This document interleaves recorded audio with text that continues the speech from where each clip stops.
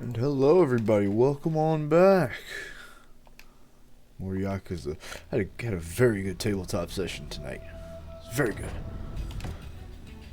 I hope everyone else is having as good a time as today as we are.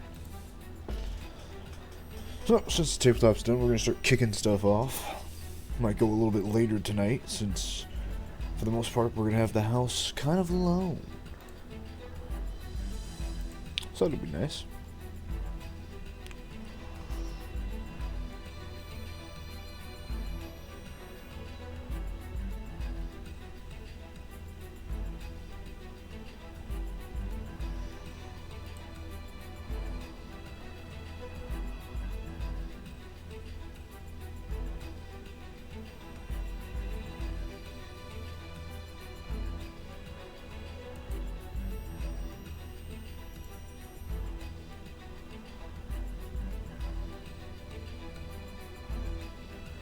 Anyway, I've been fucking socially stunlocked by stupidity.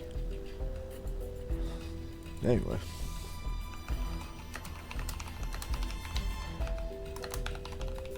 I saw something on one of the servers and it stunlocked me.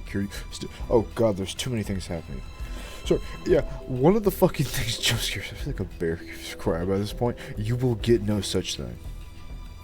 I'll make damn sure of it. Anyway, welcome back. Last time, we just escaped the boat. Which would be the best for hunting drones. Possibly. It would lead you back to the Amazon drone hub ship.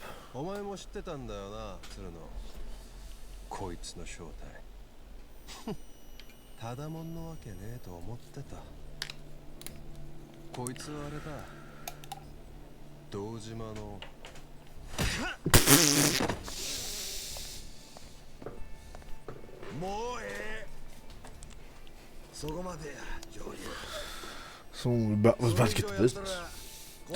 Anyway, a very good session tonight. I really enjoyed it. Had ourselves a time.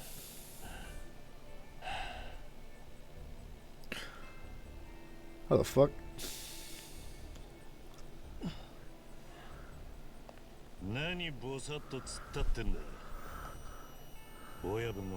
Also, I changed Kiryu's look. I'm making him look like a fucking old school government agent. He's Detective Phelps.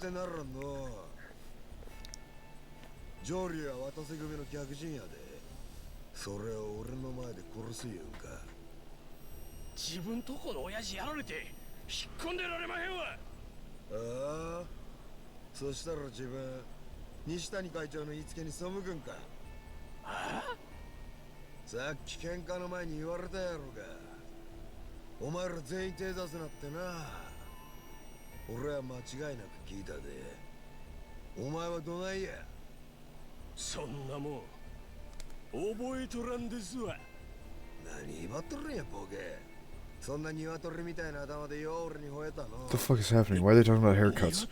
Anyway, last time we almost got caught by that guy, so we had to fight through the entire boat. That was after I almost became the champion in the ring.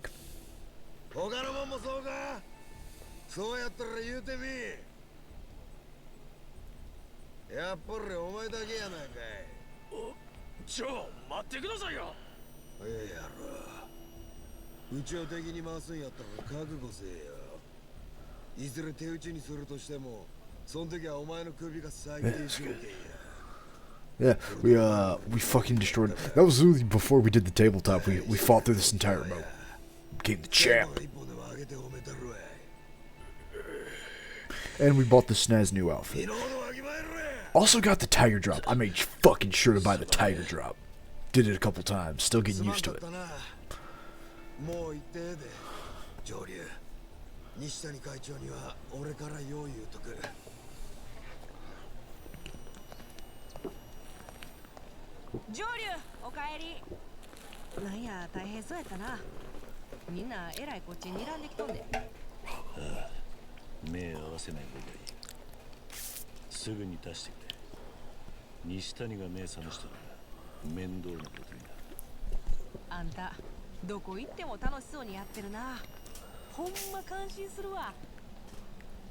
Also, my Rumble team is pretty fucking good. My team, like my team build for the arena fights. Ooh.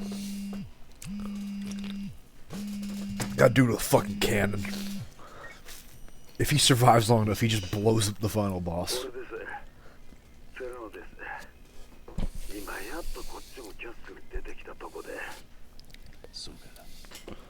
西谷はどうなった。目探した途端まるで盛りがついた発情式って下手したら俺もどうかされる思ったぐらいで組の門に上流探して連れてこい言うてます。 Well, fuck me. すぐ追手がかかります。西谷自身は出てこねえのか。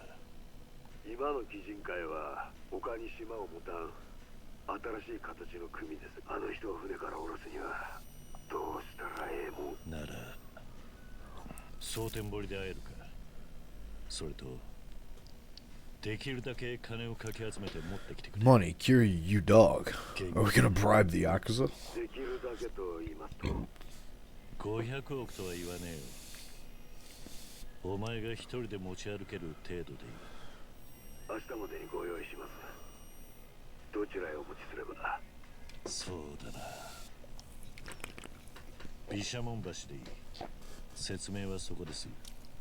わかりました。金ができ次第連絡します。ほら。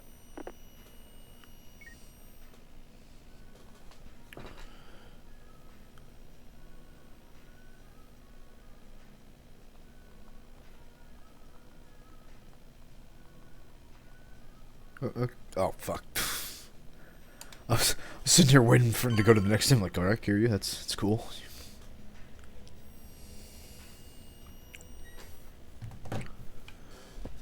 Give me my new thing. Give it to me. Give me. I know I won't be able to go back to the castle for a while, but come on, give me that fucking thing. Hmm?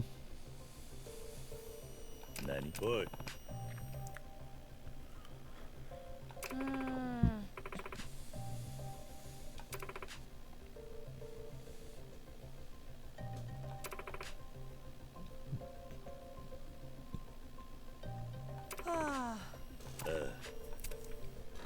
It's nice. Can I get my platinum tiger though?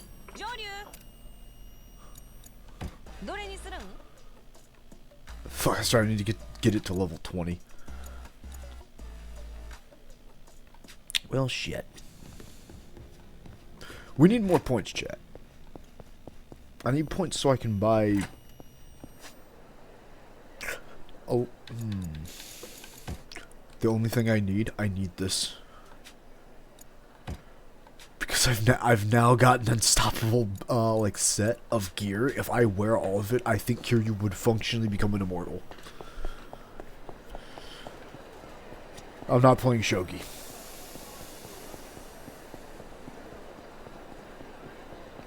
In fact, I don't even actually think Kiryu would let me play shogi right now. We have to wait to play shogi, gentlemen. Alright. First ass weapons of the night.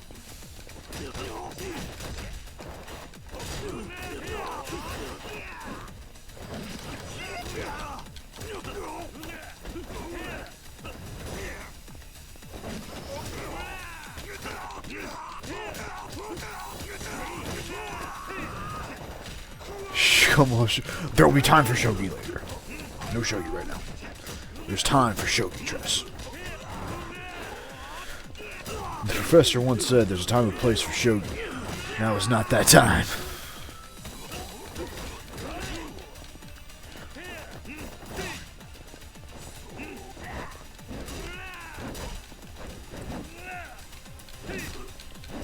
Get the fucking power of the bat.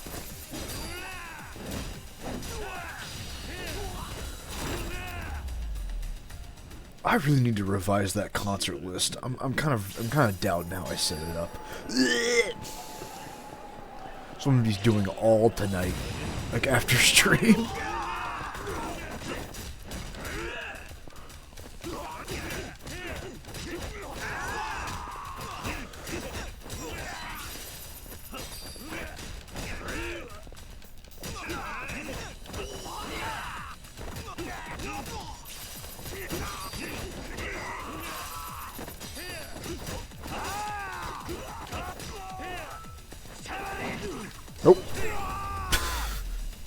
try as you might. How loud is it, by the way? Is the volume like okay? Are we good? Is it good? Is everything good?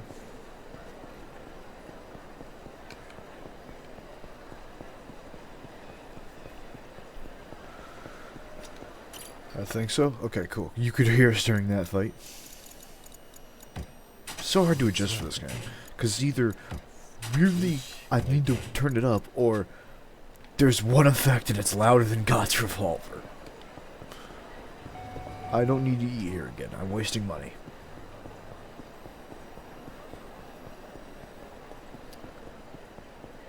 I'm wasting money on town friendship points that I could be using to become on...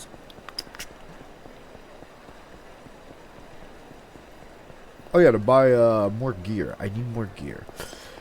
And I need to go sell things at the pawn shop. There's a lot of things that... He's dead, he died. Well, there goes my weapon dealer.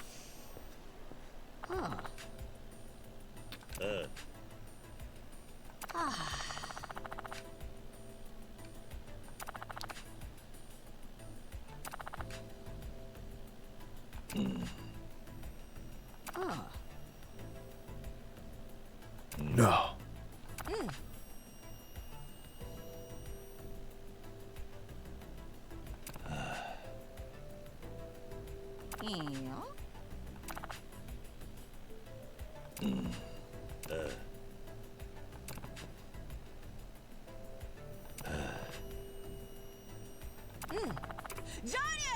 So here's the problem with that, Kiryu. How the fuck are we gonna get back into the city when we're a wanted man?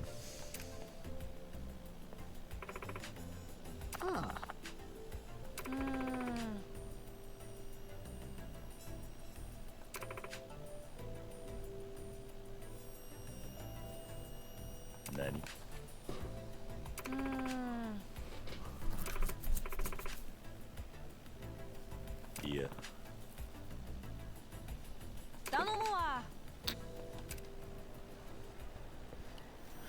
This is the most side quest busy work I've ever heard in my life. Oh shit, I'm getting Ichiban food. Oh yeah, Ichiban currently is rising up his restaurant, his cookie store thing. So technically, yeah, we would be eating Ichiban confectionaries.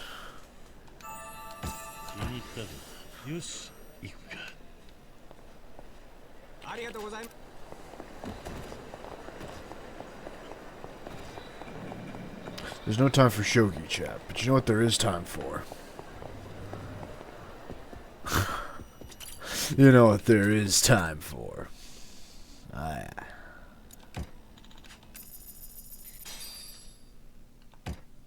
Sir, Utsuka. I have no fucking idea what I'm doing.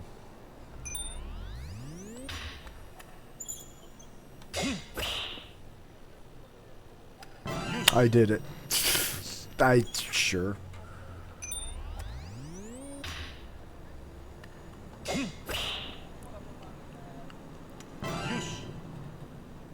The legend.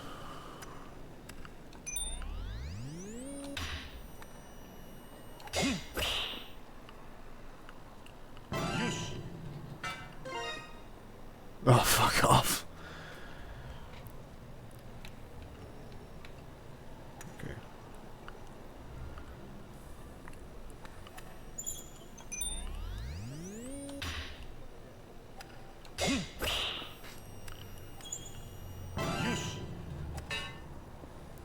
You should let that golf ball hit the other one, you cowards.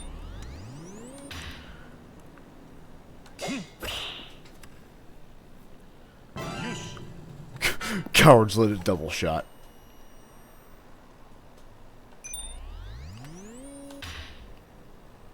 Can you please? Ah, fuck. It is over. Nope, well, I tried my best. Can't knock us for that.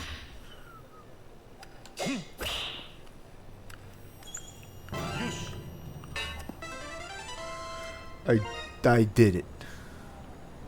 I have... Oh, yeah, because... Yeah. Okay.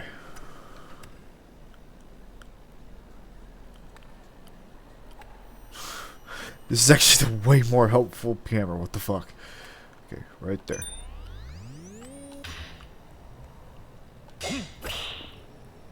Fuck. Okay, hold on.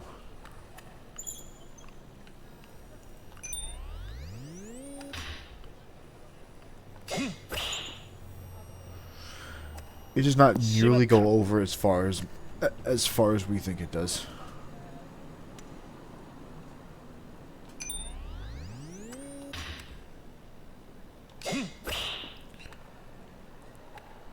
The Legend of the Dream.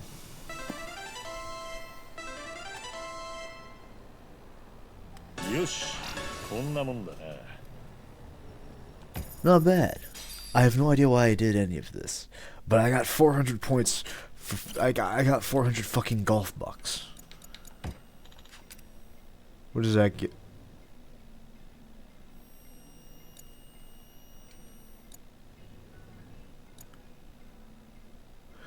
I'm sorry, what?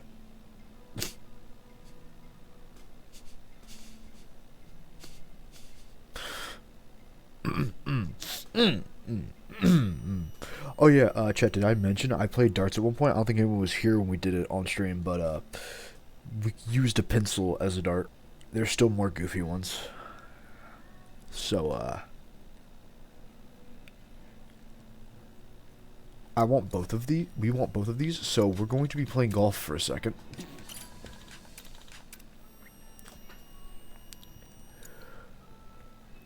Which would give more points, do you think?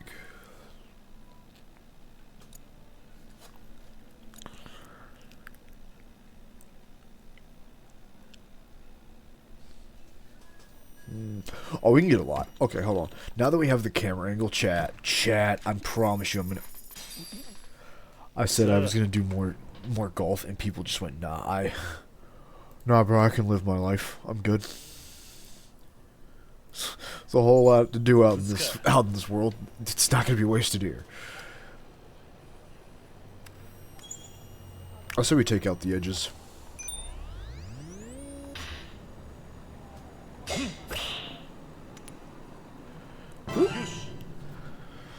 Like, take out the harder parts.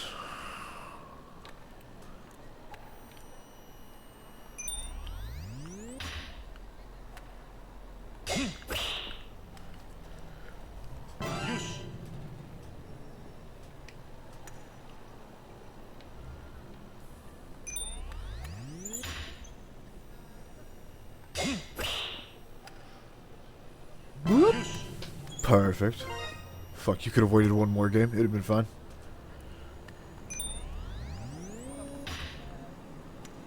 You're gonna hit the 2 or the 3, so it doesn't really matter.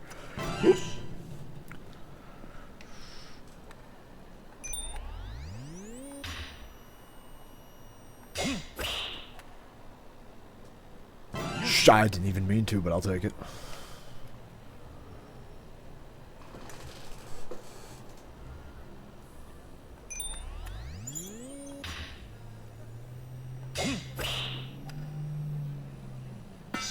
Ain't no way that's a miss. Bullshit.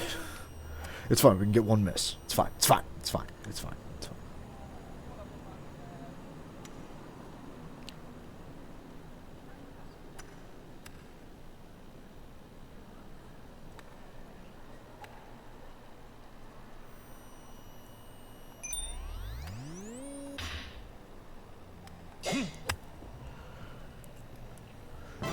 The hell yeah. The trick shot. The legend.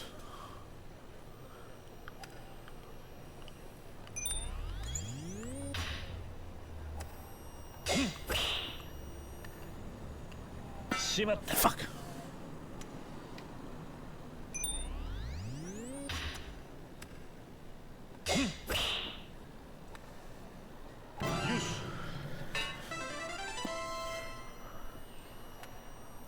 Last shot, make it count.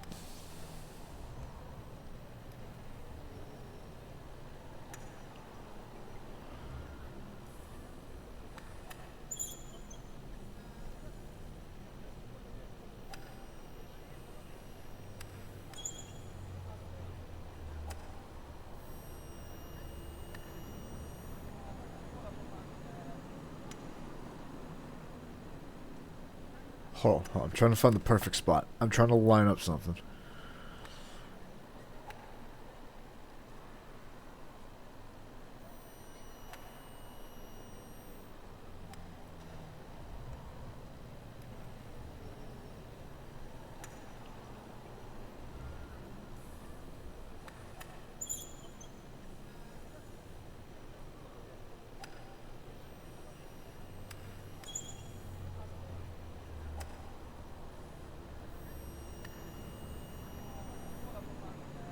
I don't know where the fuck I'm going with this, so I'm just gonna send it.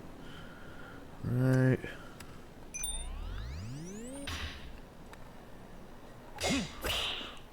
I fucked it. Believe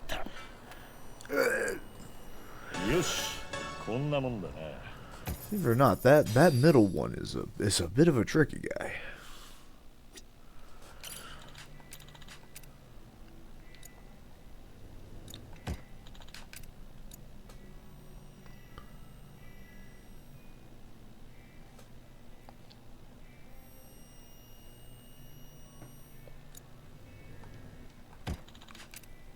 I will become good at bingo. It's gonna happen. I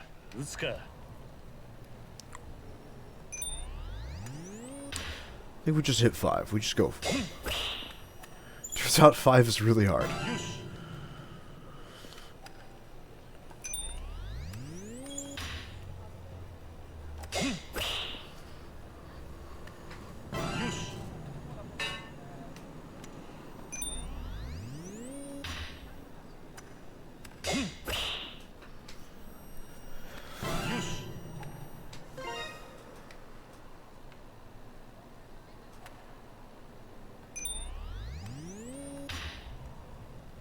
Send it, Kiryu. Damn it, Kiryu. Everyone Kiryu for this.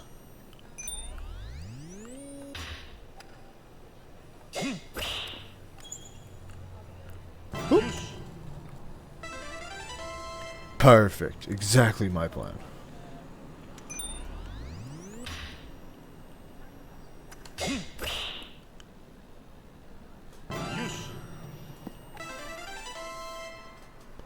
Perfect.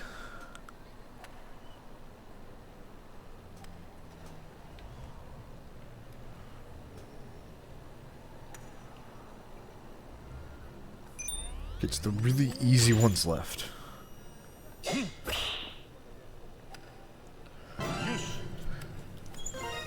Oh, fuck. Did I say the really easy ones?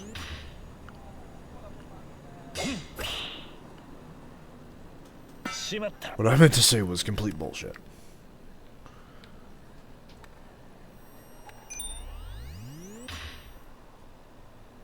Come on. Fuck. Well, it just isn't meant to be, really. Fucking. Now, well, fuck you. You seemed happy about it, at least, you know.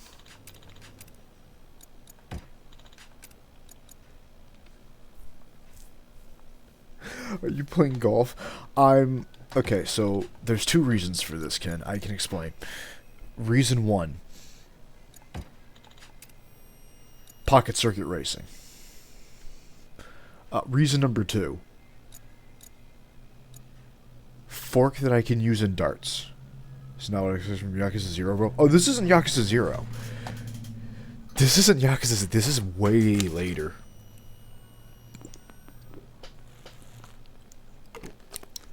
No, this is after the 6th game.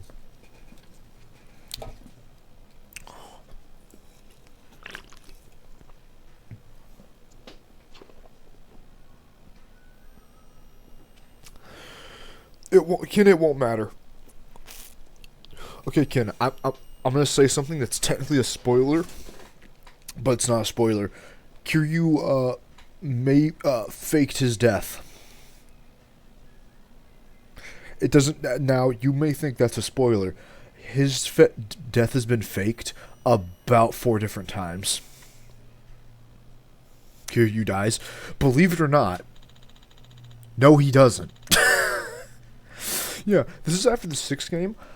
They haven't explained. I think at the very start of this game they explained, but after. Oh, you said he fakes his death. Yeah, no, he faked his death again. So faces death. No, he fakes his death. He faked it again. So this is happening during Like a Dragon. After 6, the Warrior Ichiban. This is happening during that. So maybe a little slight spoilers for that, but this is kind of happening parallel to that. I'm basically doing I'm wrapping up side shit. I'm getting stuff ready for that game's one of that game's big moments. So it's kind of a little bit spoilers, but it's more like explaining stuff to a plot that you don't really need to worry about. All you need to know is the Omi and Tojo are planning to disperse fully and get rid of the Yakuza because the government has so much power over them now. They're basically the Yakuza are now just puppets to the government. They're trying to get rid of it.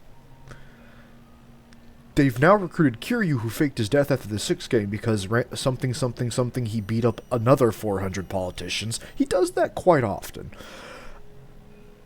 Anyway, after that, he faked his death, blah blah. He worked with the government. A Yakuza guy paid off to have him. Nobody knows he's Kiryu because Kiryu's dead.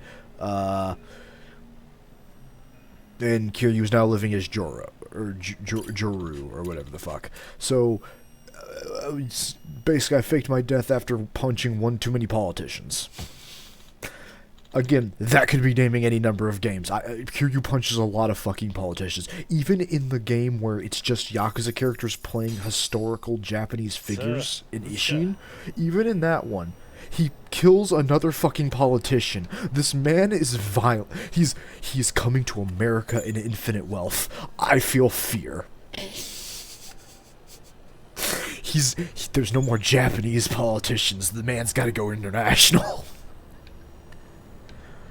I mean, there's no more Yakuza to punch anymore. We got rid of them, so fuck it. He's got to find something. Anyway, Ken, I love to streamers only played Yakuza 1 through 6, Kiwami 1, 2, 0, Like a Dragon Ishin, Like a Dragon Gaiden, the main has only played. Haven't played Yakuza Dead Souls. I own Yakuza Dead Souls, chat. What's even the progression in this game, bro? You just play golf the entire game? No. Ken, this is one of the side activities. Okay, I'll explain what I'm doing in a second. I'm basically playing this minigame to get points to get exclusive gear that's only in this minigame, because I'm a sicko who likes playing side content. You seem to have missed the Mass Effect streams where I play side quest for 6 hours. Don't worry, Ken. It's better than playing the wanking minigame. Speaking of jerking off, we'll get there. The what? The what? The huh? The what? Sorry, Kane. The what? Kane. The what? Huh? I don't know. Anyway. The what? The huh? I don't know, bro. Could be anything. Fuck me. So I ever saw you streaming this series. I'm scared because Ken, here's the thing. I don't know what Kane's talking about, and because there are too many side missions that could be. That's the problem. There's too many. Was it the one where is it the pissing minigame? There's a pissing minigame where I have to piss at the right volume or else I lose. There's that. Is it the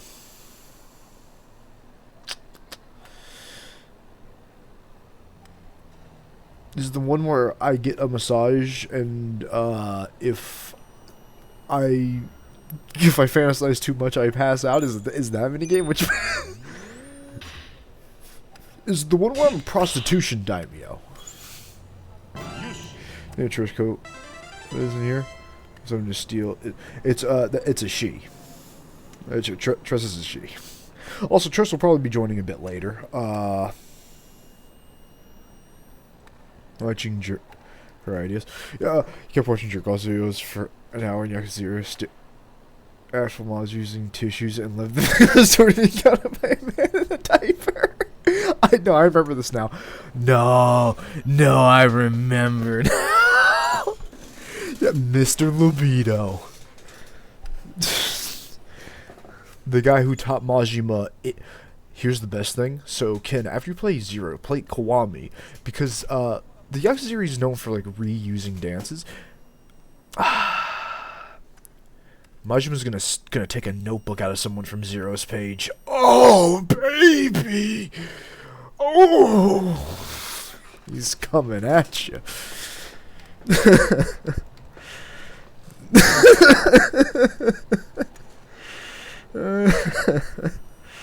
Oh boy, oh boy.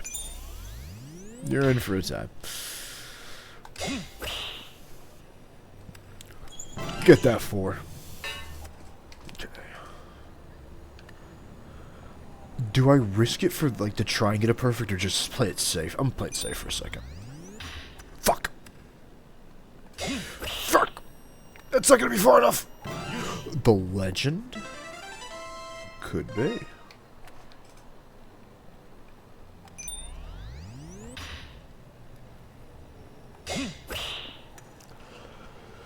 Fuck me running.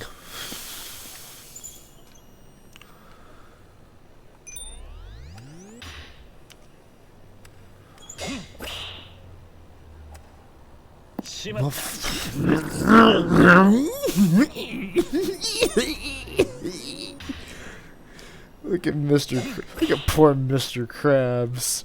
SpongeBob, take another look. Fucking losing his shit over here. At least it's not doing the goddamn claw machine. I can't go back.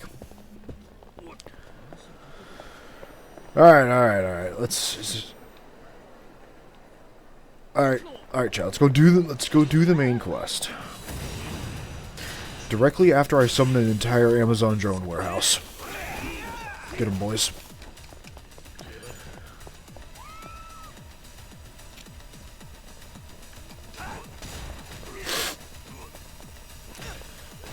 Gentlemen, please, I'm on a call. I'll need you to talk to my associates. What are those? Those are drones. Those are very aggressive Roombas. I'm summoning them because Kiryu needs to make like a phone call. Gentlemen, I gotta make a. I'm going to break you in actual fucking half now. Hold on, I need something. I need my meat tenderizer. There it is. Howdy. And goodbye. In case I don't see you tonight. Good afternoon, good evening. I thought they fought with their fists, not high-tech drones. No. They fight with anything. Welcome to the land of the ass beatings. Party of you. Why do you think Woden can get away with so much of the violence she does? This is common in Japan. After all, I'm currently in... Actually, no, I'm in Osaka. I'm nowhere close to the city. If I was in Kamurocho, I'd be like... From what I remember, the Academy City is a massive district, but a district in Tokyo. Kamurocho is near Akihabara. I think... I remember we asked this like a year ago with Kane after we nerded out. I think I know where... So anyway, Kamurocho is close. And, you know, Kamurocho, canonically fought zombies. Canonically, Kiryu killed a zombie. Canonically. Fought a kaiju. Fought several kaiju.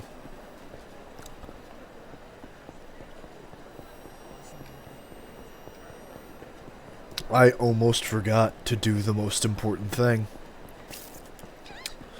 Ken, it's your time. This is a large bizarre plot. Yeah.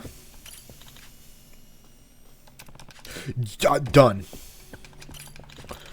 Take my fucking money.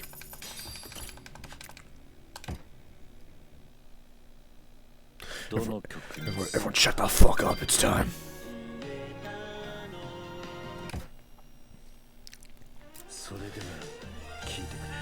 If Jotaro never got his stand, I could try to make Kiryu look like Jotaro. I can't get back to the castle to do that right now, but I could try it later.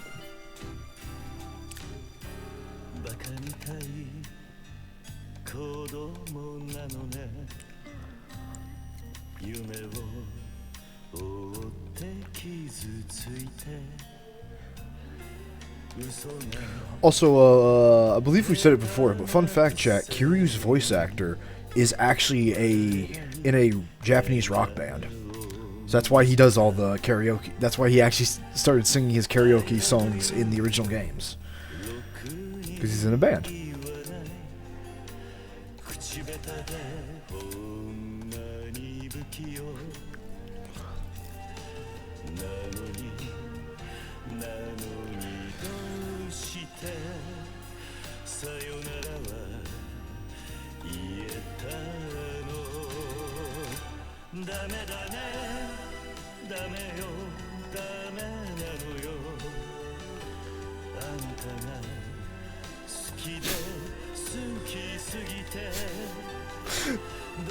Not the dog. You'll get that joke one day, Ken. But not the fucking dog.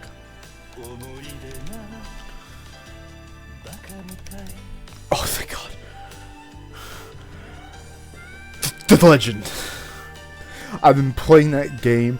I've been playing and trying to perfect that song for fucking 2 years. Playing this game. This fucking series. And every one of its games, and it happened. The legend. The legend. Where's my cookie? Man, I'm good at rhythm games. But here's the thing, Ken. The backgrounds are so fucking good. Like, they're so good, you just want to look at them. Okay. Now, I'm gonna need to quit singing. I'm gonna sing in a second. Couldn't be me. We want us to make sure that you will never be able to beat a very certain song. Thank you, thank you. Okay.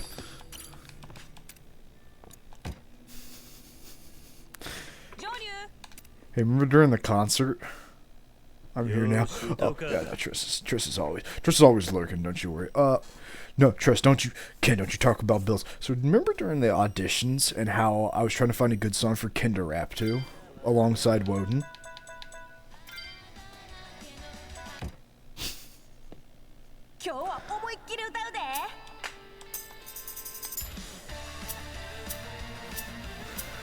I'm about to get fucking wild.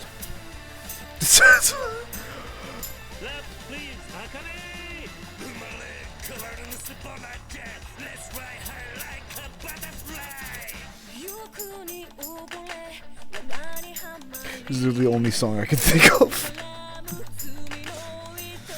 I didn't even know this game had it until I looked for it.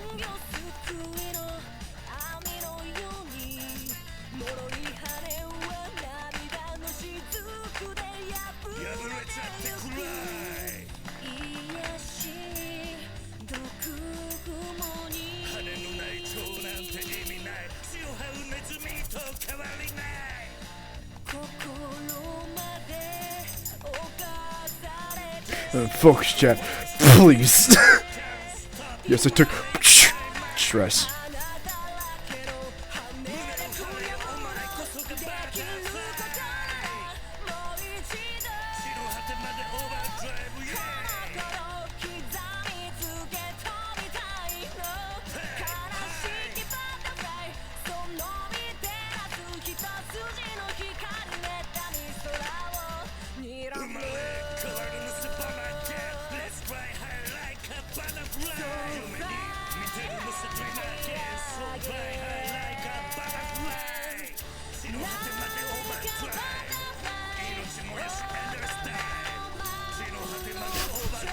It's so much and I already fucked it up. I'm not gonna get number one.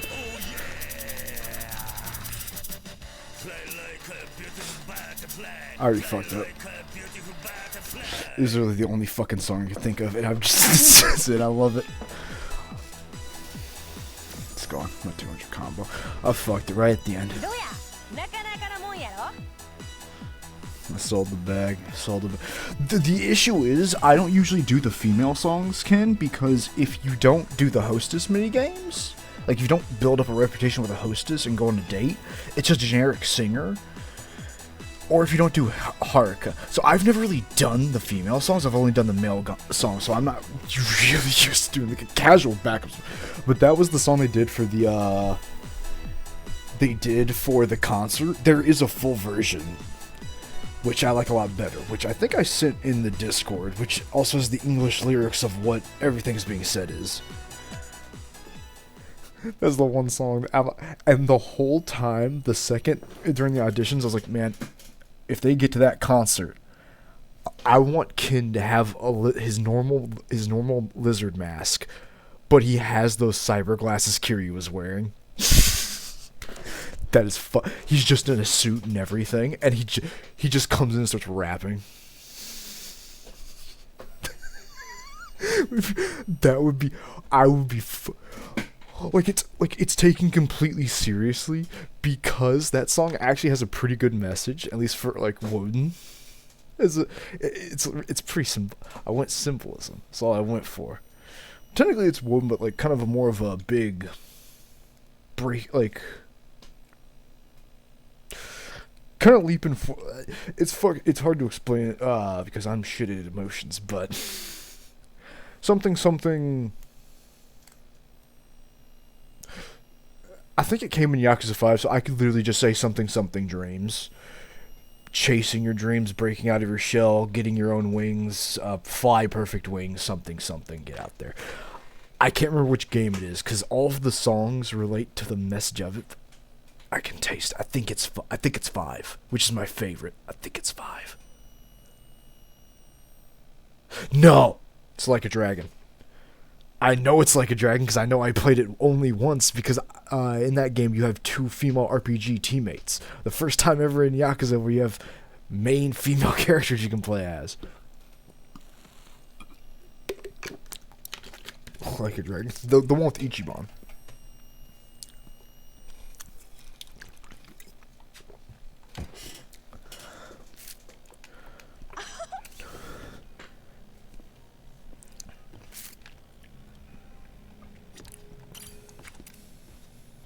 There is one other song we have to sing, and I'm going to blame Kane.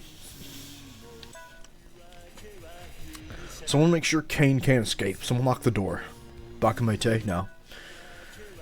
You want to talk about the jerk-off minigame. You said something about the jerk-off minigame, Kane, and then it reminded us that in this game, cabaret girls are now live action. And they ruined this song from Like a Dragon Ishin. They ruined it. But they also may have made it better, behold.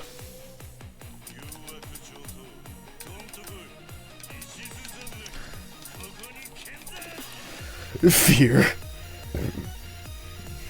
I unlocked it. Actually, Ken, there is one song that if you wanted to, like, if you think Ken would be okay doing a full song, I know exactly what song he'd do for the concert. It's for the Cannibal arc.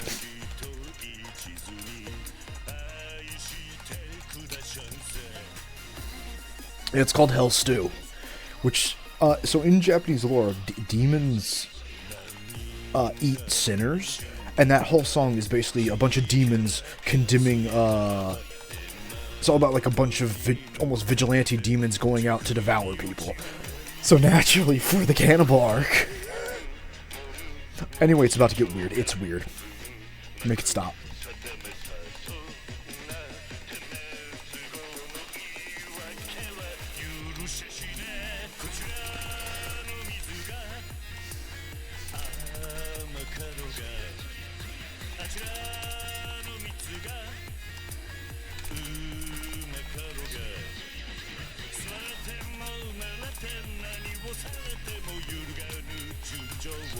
I'm doing better on this than I was with the other one. What the fuck? Neuron activated.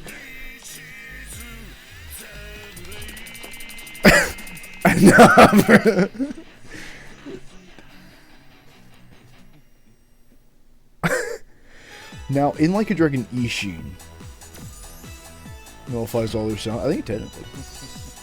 Man, focus on the screen this time. I'm zoned.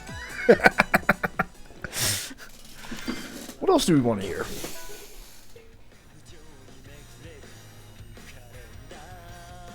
Has is pretty alright. I wouldn't mind adding. Oh, I can't just make all of Woden's concert songs Yakuza songs, but goddamn. But yeah, anyway, Hell's 2 would fit so well. Because, funny enough, Ken, when we were playing that, I think I was doing Like a Dragon on stream during that arc. And I started playing that song again, and that was one of our favorite songs when we played it the first time, back when we first got it. And the whole time that arc was happening, we just went, holy shit. Woden's got kidnapped by cannibals. I just started, the week before we got Encore, no. The week before Olivia and Gunha came to rescue everyone, I was blasting Hell Stew like, bro, it's over. Also, fun fact, Ken, one day we'll make sure you're in here for a Limbus Library of Ruina stream, because the cannibal chef Kane used is from Library of Ruina, and she's also a cannibal chef. She wants to make the world's greatest meat pie. I then got her skin in the next game for the funny samurai lady.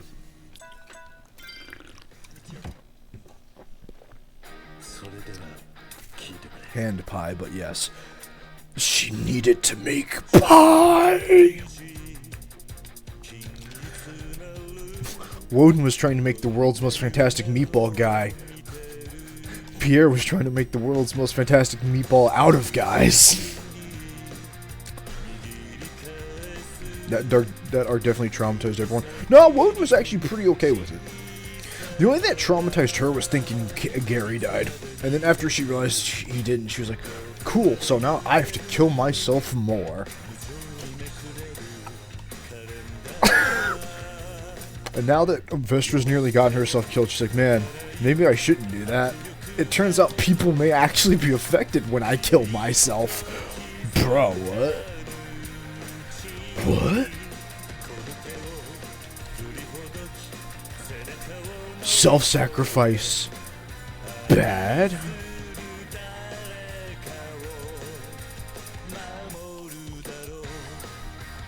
No.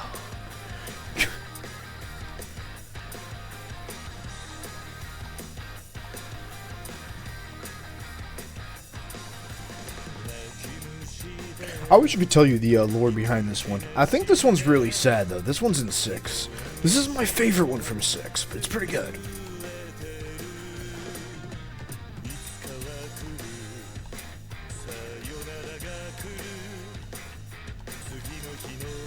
You know what song they never brought back, but it's in 0? So Ken, play it. Play this song. They're gonna make you do it a couple times. Judgment. I would let you and Gary do Judgment if you could convince Gary to sing alongside you. Cause that whole song is really about it's literally Kiryu and his brother singing about how they're gonna take on the world together and being rebel punks. I'm like, that's it. That's their fucking song. That's Blood Buzz Ohio's fucking song. That's why else we would want Ken to fully do Hell Stew, because it is just a song with the boys.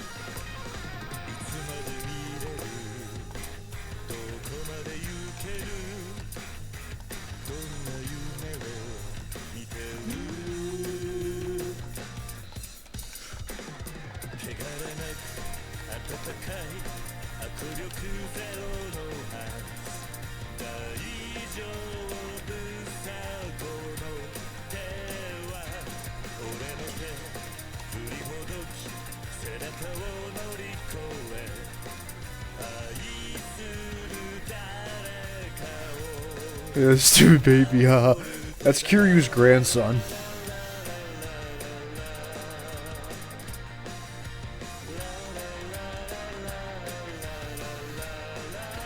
pseudo grandson. We won't spoil it. It's his sort of. How old is Kiryu? He's like 60 by this game. This is like one of the last. This is before Infinite Wealth. He's like 60, bro. Yeah, because in Yakuza, I believe 1, it's. Because in the 80s, he's like 20, and then in 2001, he's like 40, and then it's like. No, I think I may screw with that math up. I think it's the. The point is, like, Kiryu's like 60. No, he's old. He's old by now. Haruka would be proud. Damn right she would. But can imagine like. Imagine Woden shows you a video and there's like a kid and you just go, man, look at that stupid baby. Woden just slowly turns. That's my kid.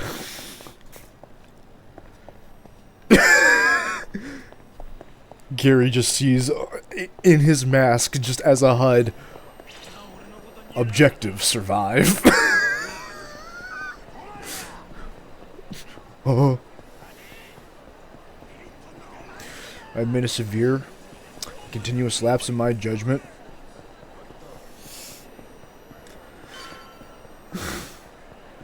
A severe, continuous lapse in my judgment. Get 9 crit damage. Probably. Like, Woden's not even perfect yet, but I have to diversify her portfolio. Woden's becoming a one-trick pony. It's becoming stale. She's gotta spice it up. What better way to spice it up than actually being a fucking detective for once?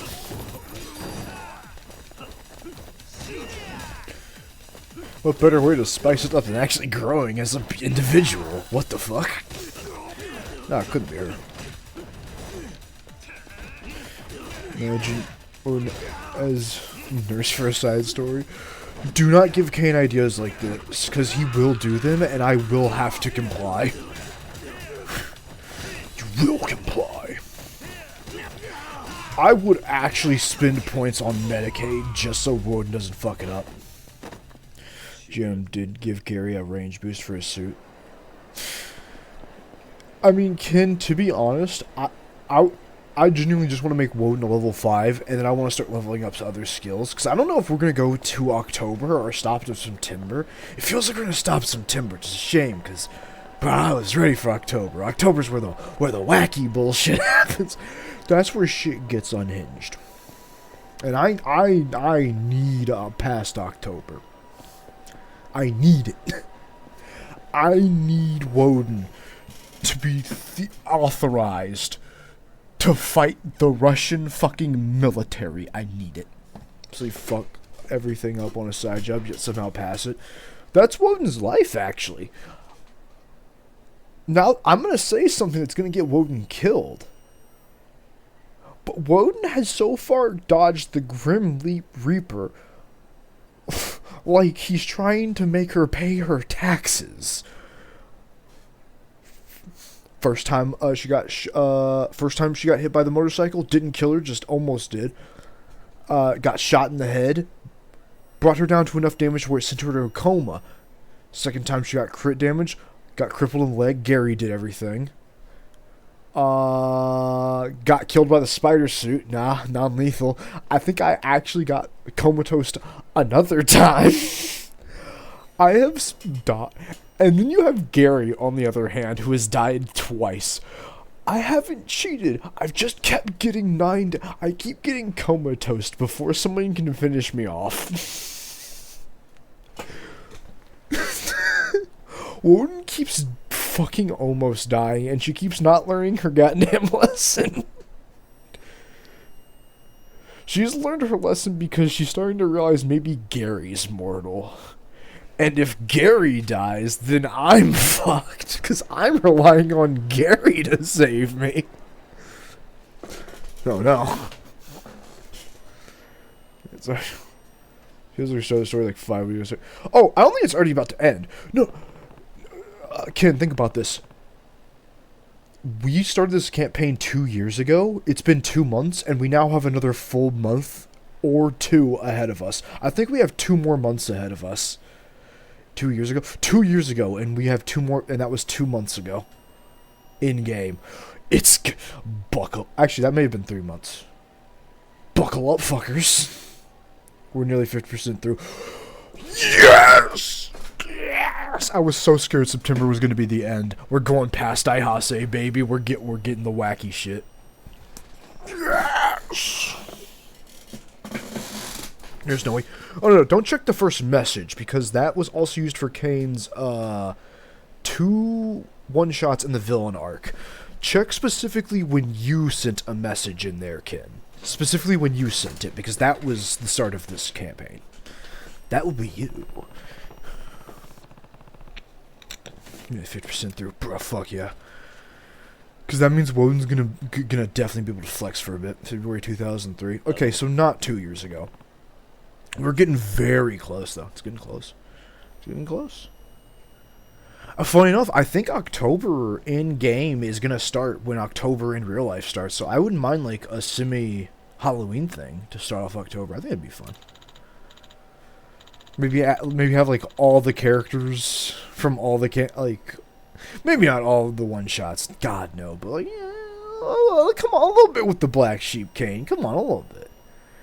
It's right before they would have started doing their mischief. Come on. Crash, now you start sitting those drawings in. Ken, if you can do certain drawings, I would make you do drawings. Because I think Runya's drawing Vestra and Woden right now. Joe.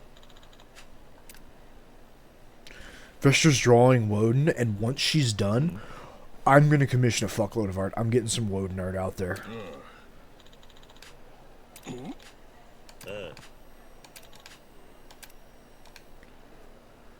I don't know why I'm beating this guy up. I don't even care.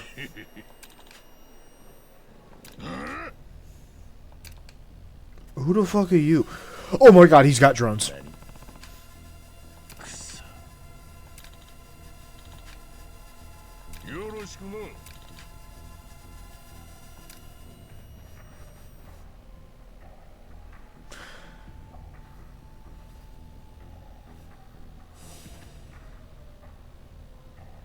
I'm glad Kiryu remembers who that is. I'm glad Kiryu remembers who that is.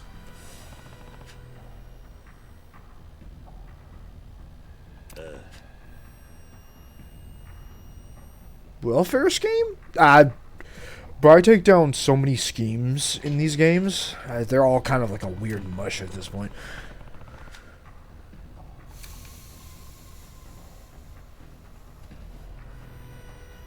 If Woden actually used her full power on no-skill people.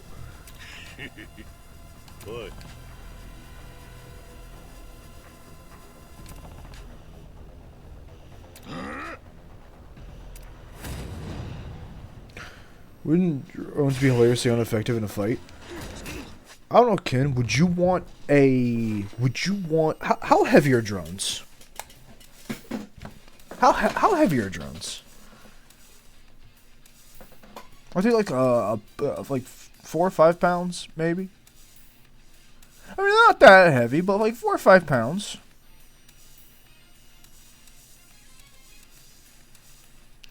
Okay, now imagine a 4-pound bit of plastic and metal slammed into you at about 15 miles an hour. With like plastic blades spinning that fast. Yeah, I think, it's not that, like, drones be effective, like, oh, they're, like, doing some weird maneuvers. No, it's just they're literally kamikazing into them. I think that's gonna fucking hurt at least. If nothing, that's gonna really fuck up my day a bit. And when, you know, the 6 foot tall, 800-pound gorilla that is Kiryu Kazuma then punches me in the face directly afterwards, yeah, I'm not feeling too great. I don't know about you, but I'm throwing off my game.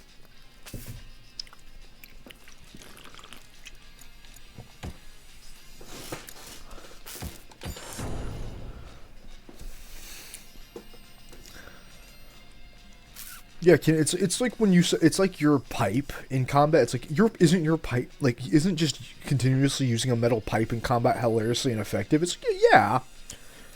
But when that pipe comes at you at about 20 miles an hour and then slams into your face, you're gonna notice. At the very least, it's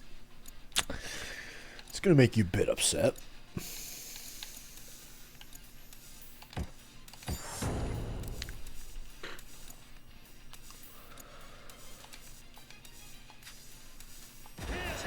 Hold on. I almost forgot. The last bit of my kit. Behold. As I become resistant to stun locking.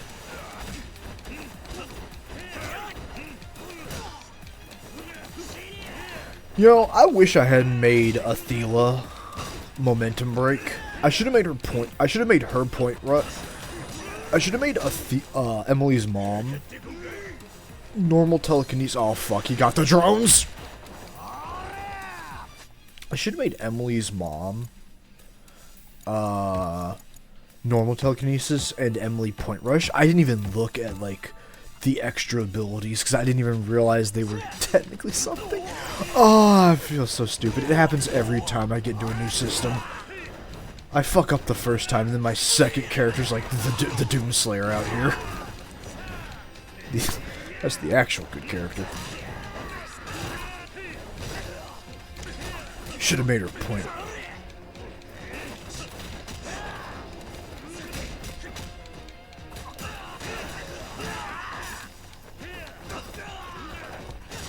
Speaking of which, Ken, unless Kane's busy with the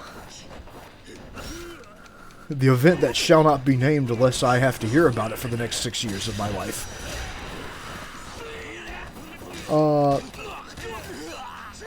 You might see Gary. You might see the Project Moon equivalent of Gary ruin Kane's entire life. He's coming, Kane. Gary's coming for you. Gary wants you.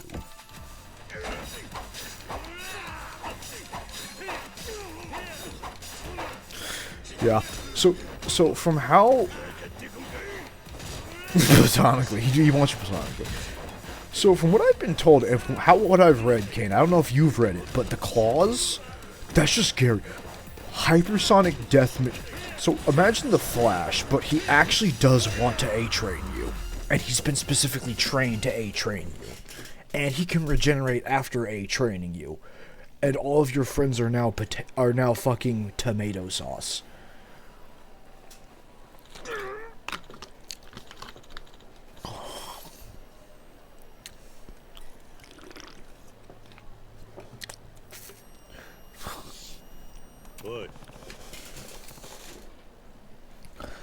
Also, again, they don't really seem that bad though. I think why they is that the lambda symbol? I should just send you like stuff and talk with you about it. I feel like off stream sometimes I should just like I'd have done that so much. God damn it! There's a lot of stuff I would have done differently for those streams. I would have like gotten up early in the morning.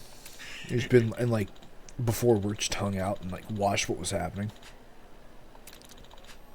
Kind of talked about upcoming stuff coming in it. That would have been way better.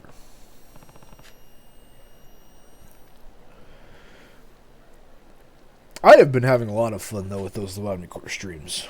A lot of fun. Last one fucking had me cracking up for like the first 3 hours, bro. I was gone. If everyone jumped gun, how do you think we'd win? No. Not in our fucking lives. Is that a bomb?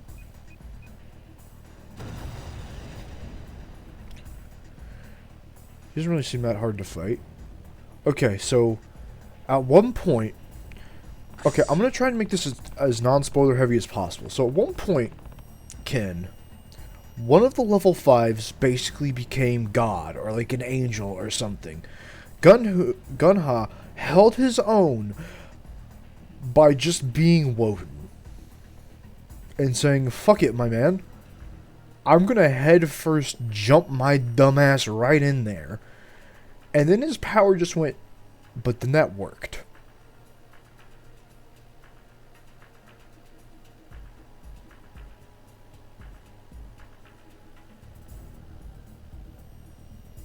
You know, a little goofy.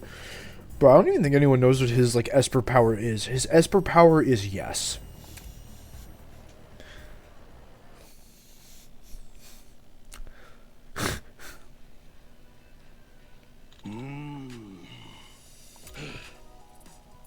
Yeah.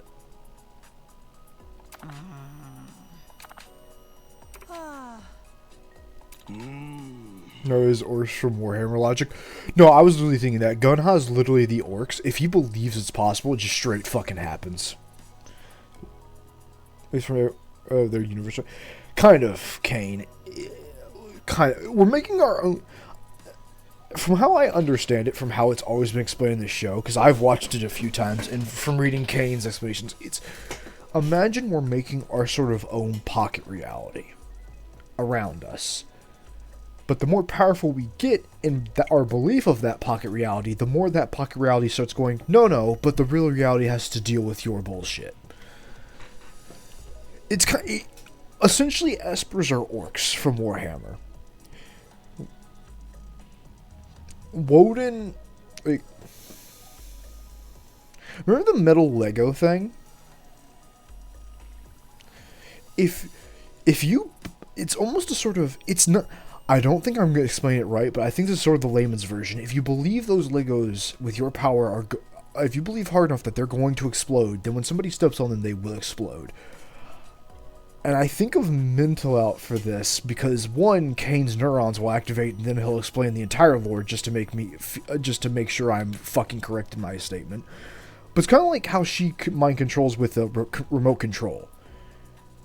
If she points that remote control at you, clicks one of the buttons, what she says that's gonna do is gonna fucking happen. It doesn't matter what you think should happen. Reality now says, fuck off. That's what happens. So that's why, like, during one, like, when you were talking about with Ty, like, oh, if you use your powers, you can just bullshit these events. They said, like, no, you can't use your powers. So at one point for Mental Out during the festival, she's like, oh, I'm just gonna cheat for this relay race and use my remote control to do it. And so someone just comes up and goes, yeah, oh, by the way, you can't have that. And then they just take her remote control away. And even though Mental Out can still technically do her power, she can't. She doesn't have a remote control anymore. Doesn't matter. So, Ken, it's like you're a surfboard. If you don't have your surfboard, technically your power still works. But let's be fucking honest, you've built that power around that surfboard. Without it, you're kind of fucked. It's over. Give it up. I mean, it's not technically correct. It's not like everyone has their one item and but it is kind of to that effect. You believe something should work this way, and reality is damn well going to compensate to make it work that way. Woden believes she should be the one to one-shot punch somebody in the fucking face. Reality will now provide her with the ability to hit somebody so hard they turn into fucking Chef Boyardee.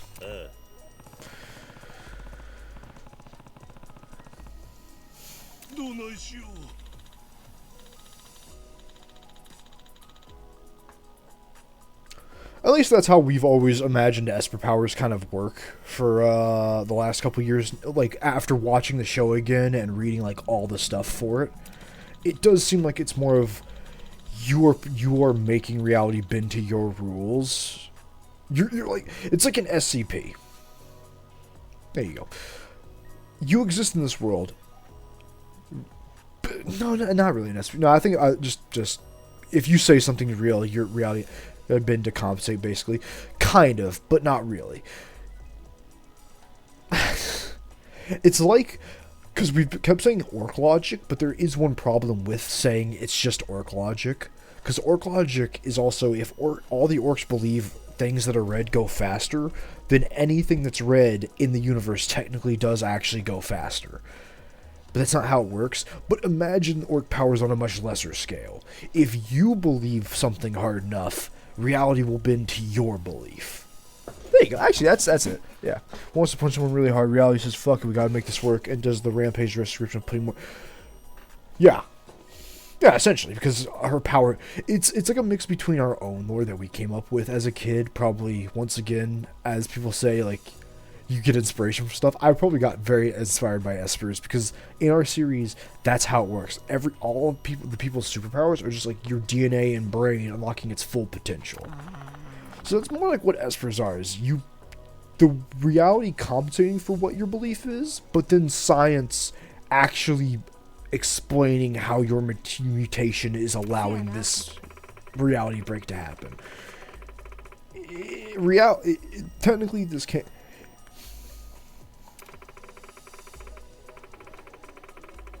It's like zombies. Technically zombies can't happen. But if someone explains zombies in a certain way, technically. Wait, does that mean if there's alternate realities? I mean, yeah. I don't. The series. Okay, trust. The series never delves into alternate realities. And once you start talking about alternate realities, I mean, the answer is just always going to be, well, I guess technically, yeah. But technically, yeah. Wait, no. Wait, hold on. Is there an alternate reality? No. I mean, yeah, no. You can't just blow a hole in the surface of Mars, Tress.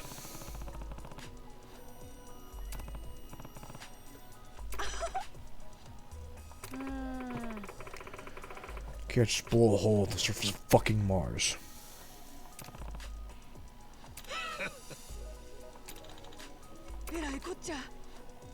Oh.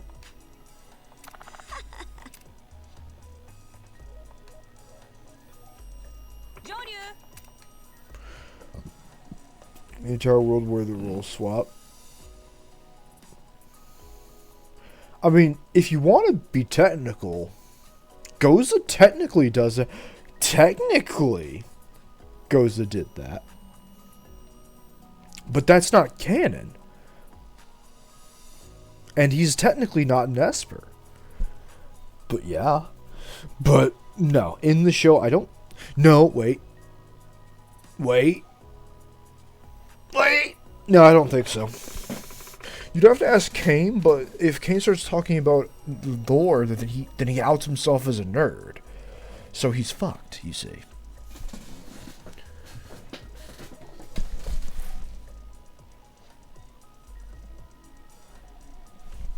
It's like we can't ask these kind of questions. We've gone too deep. Also, Kane, is it true? I've seen something, Kane. I need to know, is it true? Because I will fucking hunt down this comic. Not New Testament, but is the manga I think that exists, is it real?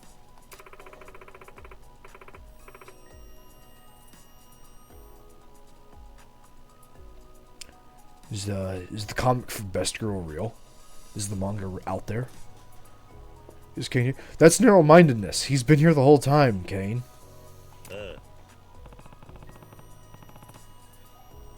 Ken, yeah, Kane, yes. Why do I keep...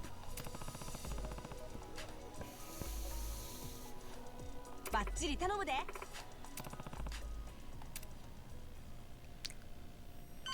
you know that, Just kidding. Stop talking about...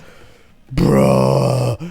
I was making a build for Woden in Civilization, and the first civilization I found was a religious group called Candy. I was like, that's it, they're mine.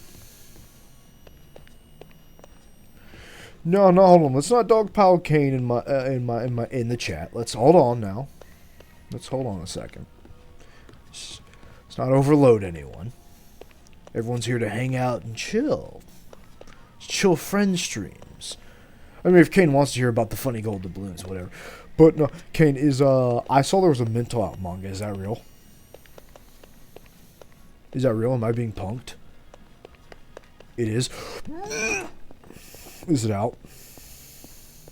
I have to read it. I need it. I've only online.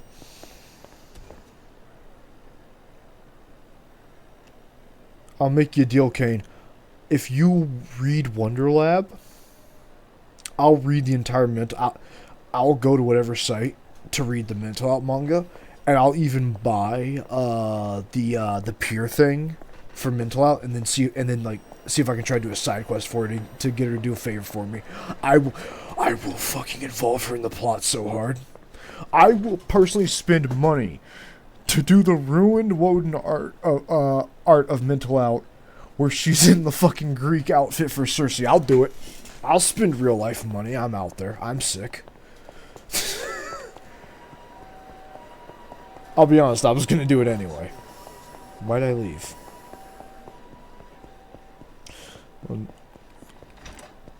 Would I... Well, I can't. But you can. I can just send you the link to it.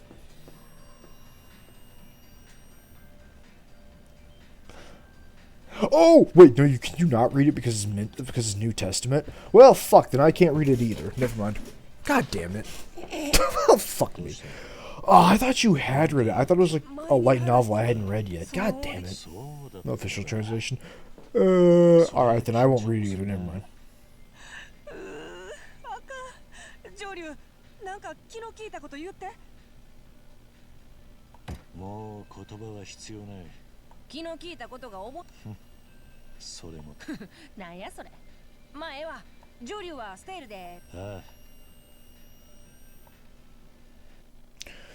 Anyway, but no, Ken, if you read Wonder Lab, I'll still buy the peer thing.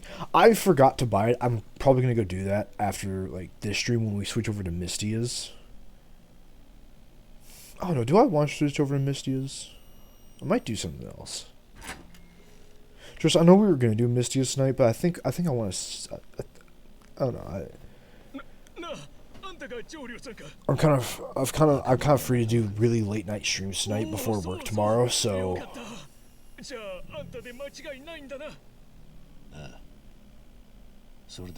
The point is, I'm gonna buy the peer thing. Kane, I'm buying it. I just know you're kind of looking for it. I really do want to play that again, but I'm saving it. We did yesterday. Yeah. I think I'm probably gonna switch to something else after this. Depends on if Ken and you are still around and what you want to see, because I might do a little some other stuff just to hang out. But Ken, I'm gonna buy the peer thing, and I'm gonna see if I can get Mental Out. Mostly because I think Woden and Mental Out need to have a talk about what she saw when she did her mind reeling. I think there needs to be a little bit of conversation here.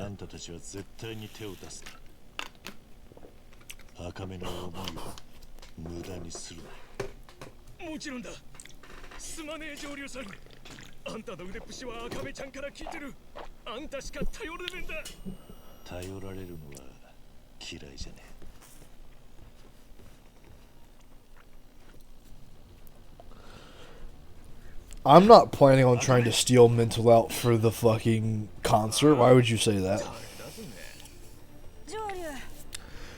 They stole my bitch!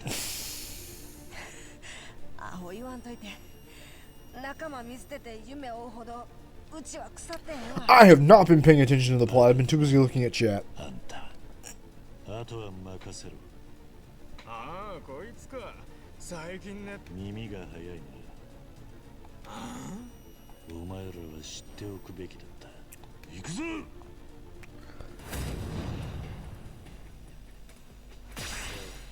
No, they get the dragon style. I am going to rip you in half. Can Kiryu beat a gun, though? Yes, actually. Kiryu canonically has ways to disarm someone of a gun and then use that gun to shoot them with their own gun. Don't worry, though. Canonically, Kiryu's never killed anyone. I'll crack and read the unofficial translation. I mean, okay, I'm just more saying, like, I don't want to read something you haven't read and then, like, get wrong ideas about Mental Out. I'm actually excited for Mental Out, though. I kind of like her character after the arc. That's why I want to involve her more, because I know you like her. Also, I can make Mental Out in Library of Ruina. I'm gonna make her in Library of Ruina. I just don't know how I want to make her build in Library of Ruina.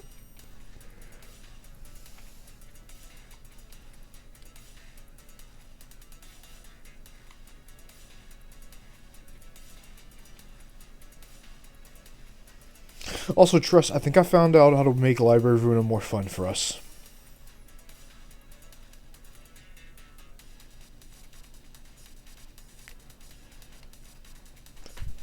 I need to, I think, I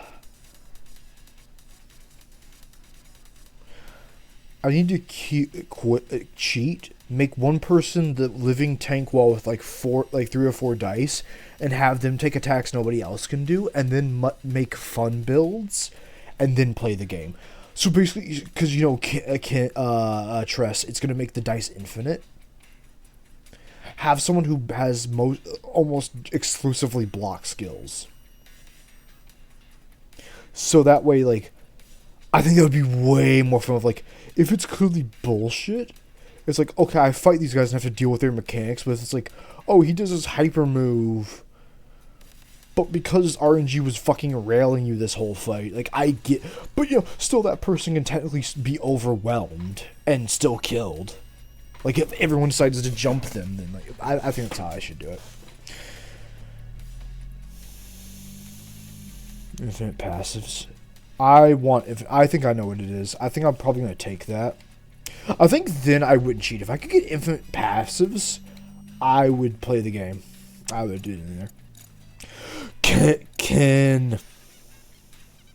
That's where Woden's from. Woden's from Library of Ruina. You need to get in there. You need to see Woden's most fantastic meatball guy.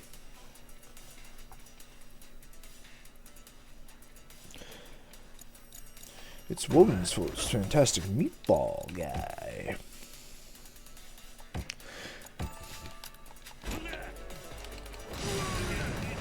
What if I don't want to see Woden's fantastic meatball guy? What if I don't think it's fantastic? Well, don't... Well... But if you don't see Woden's fantastic meatball guy, then how will you know that Woden's a good person? After all, she did it to save the day. I promise. Help!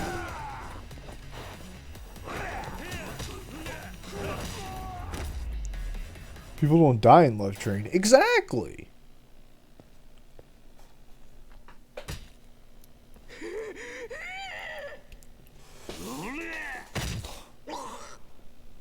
Also, canonically, Ken, while Woden is dead, Lovetown still is real. It's in one of the comics that's still canon. Lovetown's still real. It's still alive. It's out there.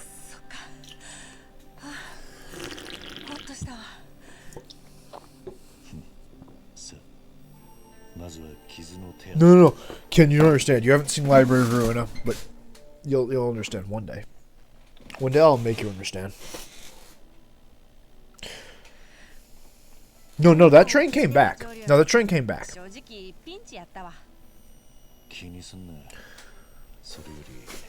Don't worry, Ken. You'll understand one day.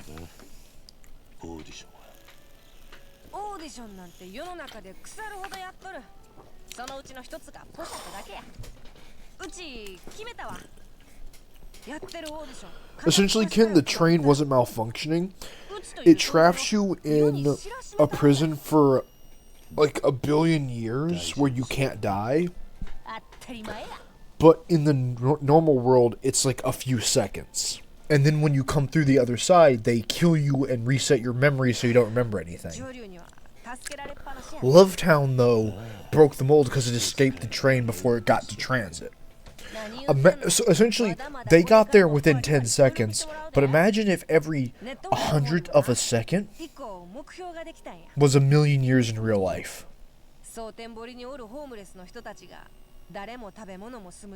They got there in 10 seconds, but 10 seconds is eternity now.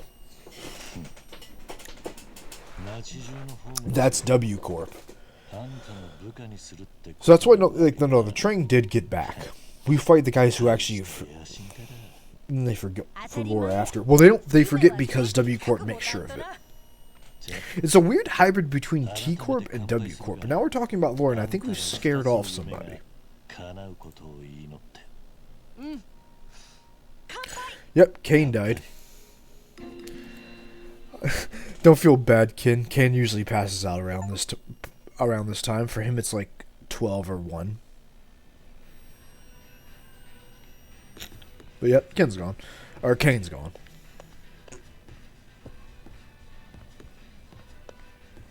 He shows up for a lot of streams, though. It's 7 p.m. for me. For us, it's 6 p.m. So you're ahead of... Remember, Kane's in Britain. That's like a couple... It's like... What time is it right now? I know this won't be right. He said the time he has. I'm going to go with London. 12:16 a.m. in London. So like 12:01. I think it's 1.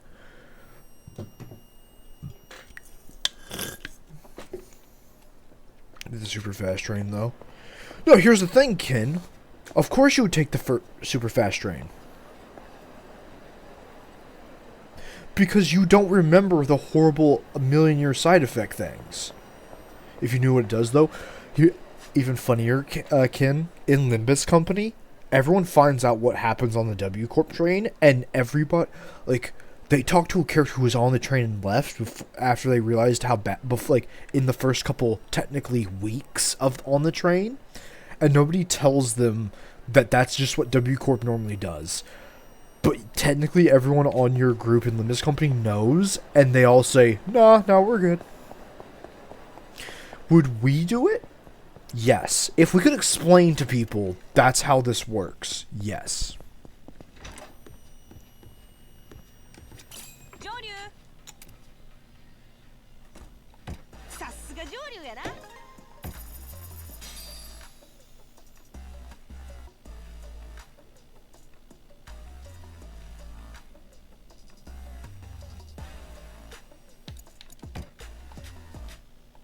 I can't go back to the castle, can I?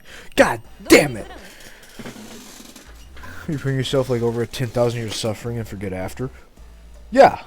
Because here's the thing. Here's the thing, Ken. It's not 10,000 years of suffering. Because you just exist. You just don't have to eat, drink, or do anything.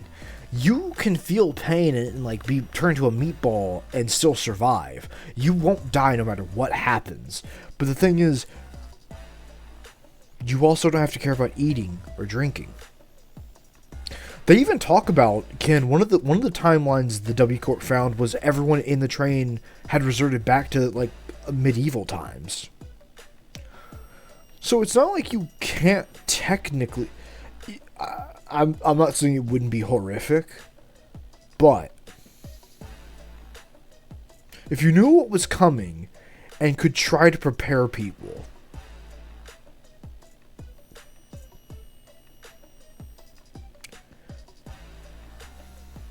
Worst case scenario, you're stuck in that hell forever. But you tried. Best case scenario, you get out and forget.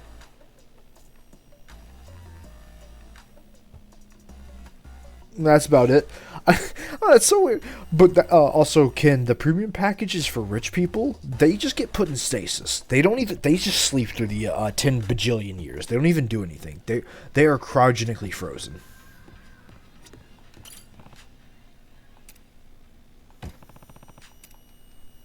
If I knew it was going to happen, I'd probably just choose that package. But like, if I didn't know I could do that.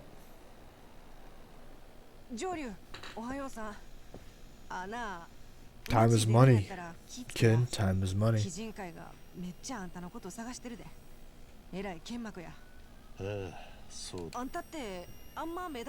Time is money. Ken, just understand going into Project Moon lore, you're getting into a trip. It's better not go to that rabbit hole right now.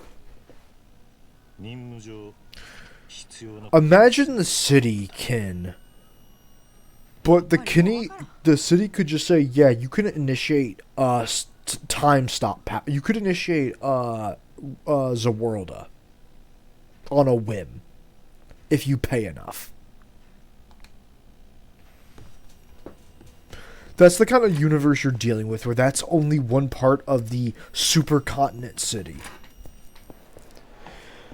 Things are gonna get weird out there. They're gonna get a little bit wacky. They're gonna get a little bit strange. Money is based on people suffering. More, no, it's not really money is based on people suffering. It's more of we're making amazing technology off the back of suffering. We can stop time and make it to where somebody can experience, in a single day, can experience 1,000,000 lifetimes and thus do everything they ever wanted to in that time. But other people are going to have to suffer for that. You can make immortality, but someone's going to have to... Yeah, no, that's what they do, Ken. Because you don't remember... No, even the poor people don't remember the trip. But the rich people, the premium package is you being put in stasis so you never experience anything.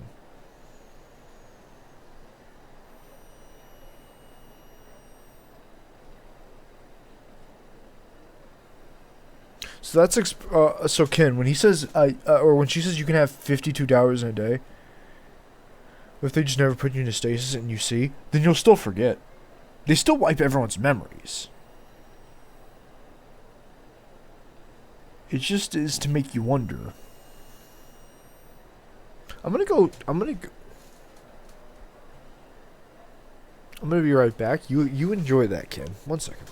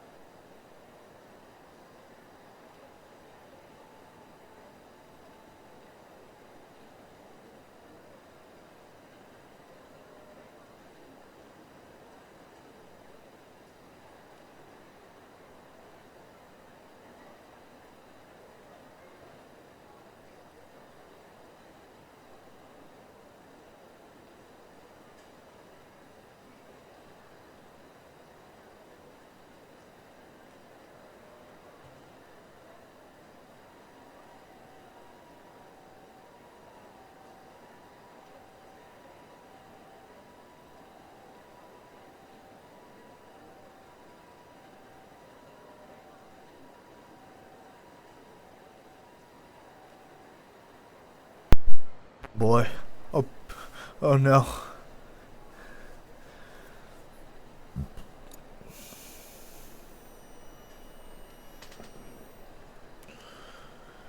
Yeah, so Ken, the Project Moon universe is the Academy City and all its technology at an extreme dystopian level.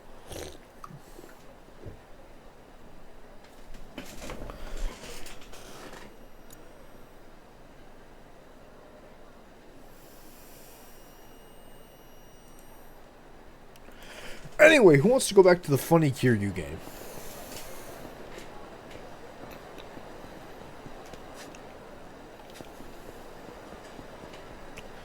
Is Y District just America? I don't know. I don't think we haven't seen Y District yet. We haven't seen it. We've only seen a few districts since they're still building the lore after 2 games, Ken. We don't know every district yet. We're still exploring them. Healthcare is $50,000 for a new leg. It could be that, Ken, or it could be, hey, we'll give you a cyborg leg that nowadays would blow your minds, but in the future is antiquated. Yeah, K-Corp has a syringe to where you can inject your leg and you just get your leg back in an instant. They have the technology to just do all this. Some people are fully robots.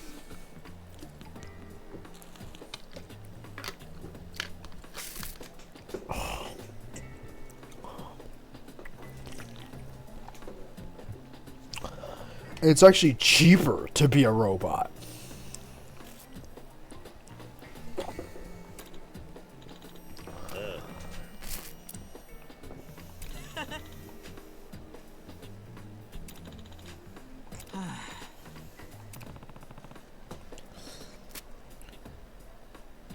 So depressing to me. Okay. Here's the thing, Ken. It is depressing. It's heavily depressing. It is so messed up, and so is the ruin messed up. This is to find light in that darkness. Yeah, the whole point of the entire Project Ruin universe is look at the worst possible reality ever. Like, one of our buddies was like, man, I really don't like Lobotomy Corp now because it's super dark. It's like, that's kind of the point, because it's super dark. Library of Ruin is dark. Limbus Company is dark, but all of them are still people in that darkness pushing through themselves to find a better future. That Scarecrow thing. But here's the thing, Ken. You're doing that because once you finally make the Tree of Life, the entire city, all those other horrific war crimes we just said, they'll all go away. Sending someone to die now to get energy to make the Tree of Life to stop all of this madness, isn't that worth it? Either way, you do it. And then someone stops you. That's the fucked up part. I mean, do they get revived? Technically, they weren't supposed to. So then Library of Ruina happens, where they get a chance to. But everyone can get human bodies back. Even, like, Gabra and all. Like, everyone can get their bodies back. Like, you can revive everyone who ever would have died. And you technically do. But Angela... Essentially, it's always a give and take. Like, people are trying to find... It's a story of this, Ken. Find the light in the darkness while sending an employee to fight that Scarecrow thing. They find that perfect scenario, and then ask themselves, was it worth it? And the answer is no. So in Library of Ruina, we ask it again. Is sacrificing people, including Woden, who still dies anyway, but still, people like Woden and everyone, is that worth your happiness? No, and thus each one is still trying to find the yeah, so far, except for one. We've done that too, Ken. Don't do that. Kane has played the game, and Kane has played the game with having certain characters who have survived long enough to become God. And it's fucking awesome. The game is meant to be played that way. Don't care about each employee dying. Let some die. You have to let some go.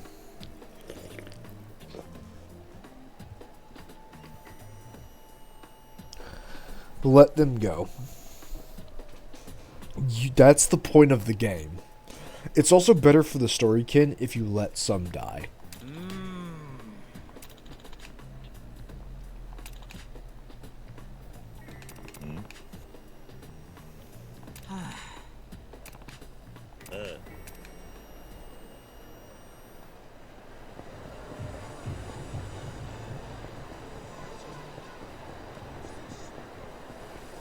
Every game is asking how much are you willing to give up to get your happiness.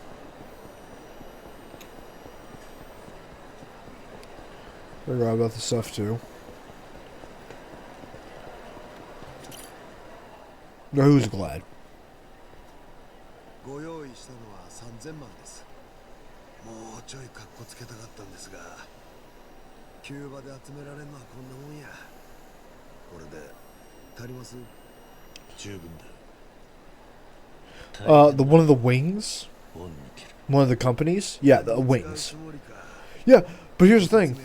Here's the thing, Ken. Imagine if in America you were like one of the higher one of the higher managers of Kroger or Walmart or Amazon, and you had to fuck people over to keep making billions. But you also know you're on the chopping block. That being high up in one of the wings gets into his death the first day. But here's the thing: now your family's compensated. Because the other option is living in the back streets, where the abnormalities that ripped you in half are commonplace and commonly rip whole cities in half. So you may die in a horrific, agonizing hell, but all of your loved ones will now live a normal, happy life. That's the back streets. The back streets are bad. Imagine modern day, like, I don't want to say ghettos or like poor, like, imagine like modern day Detroit. Imagine Detroit, but Detroit is if you go down the wrong streets in a city.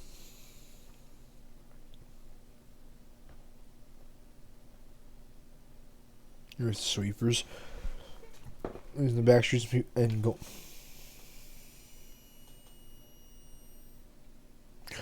Yeah. Because the back streets are worse. And then there's the outskirts, which is like a nuclear apocalypse full of hell demons.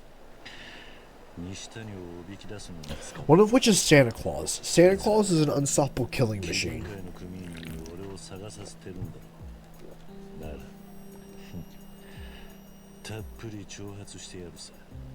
What? Yeah. Santa? It's a gnome. It's a gnome.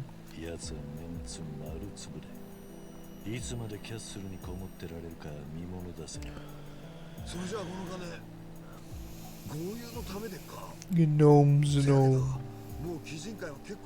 No, he's turning humans in. He's killing people, turning their flesh and cells and DNA into like toys to give to monsters, because the monsters are the really oppressed people.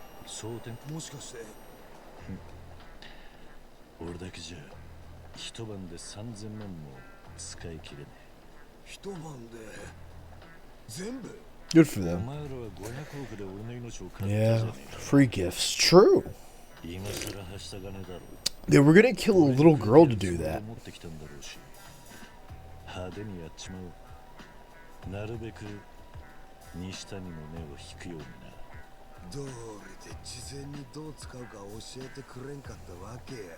Let's mirror them. This is this and that is that. It's actually the mindset Woden has for in the campaign, which is why she's done a lot of fuck stuff.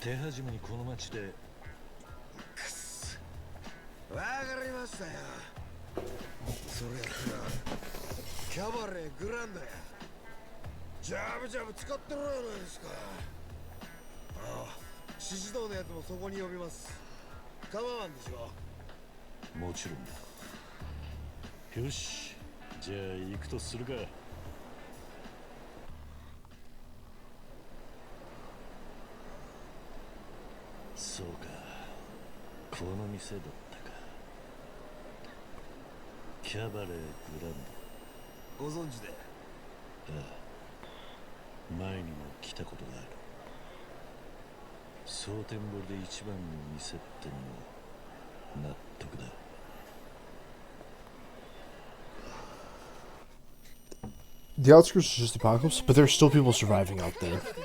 Oh, we got a full animated cutscene, aren't we special? Never mind. Self-inflicted apocalypse? Oh, we don't know what caused the apocalypse. We have no fucking idea why it's so bad outside. Imagine Destiny, but we don't know why it's Destiny.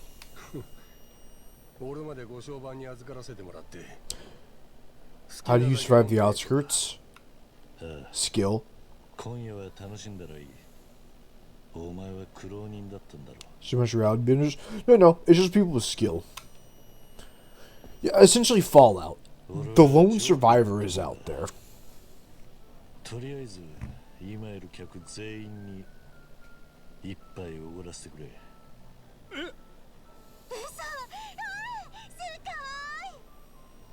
今夜はみんなにも楽しんでもらいたいんだな。金が足りなきゃもっと出せ。ほんまでか。 This trusty Woden stake and my dystopian main character in this will help me fight SCP-001. Basically, yeah.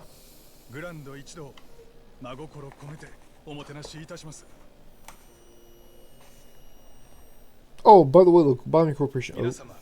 お楽しみのところ失礼いたします。ただいまより皆様へあちらの上流様より一杯振る舞わせていただきたいとのことです。よろしければ拍手をいただけますでしょうか。 What secrets do you keep? Ken? Or no, not Gary? Gary, no. Gary, it can't be.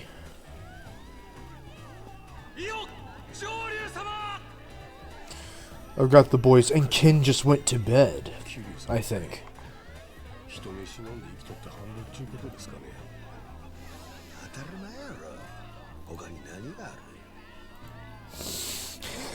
Ken meet Gary, Gary meet Ken. Do I have to play the song again? I swear I remember that. Anyway, I'll tell you what, Ken, Gary, fucking one of you. I'll tell you Woden's secret, because Polly and Runya already know this secret, and so does Izanagi technically. Maybe this is made my life. I'll tell you Woden's secret if both of you come together to watch one of the songs we did for the concert.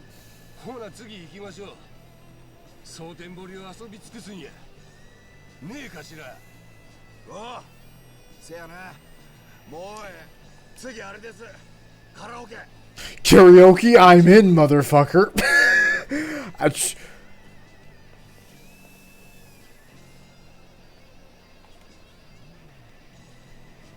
Okay, we'll get there in a second. I forgot I was doing plot. Currently, Kiryu has faked his death for the 5th time today.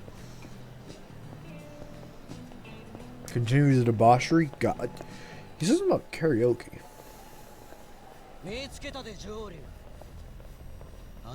Also, Gary, show up for No More Heroes. I've actually made pretty good Woden builds, as in, like, outfit-wise. I've actually made some pretty good ones I like. I got her biker outfit. It's pretty good. Also, like we said, chat, I think later tonight I'm gonna go to Starbound, and I'm playing Woden in Starbound, which has her full name and like her full build. I'm doing some shit with her. She's part of the plant people.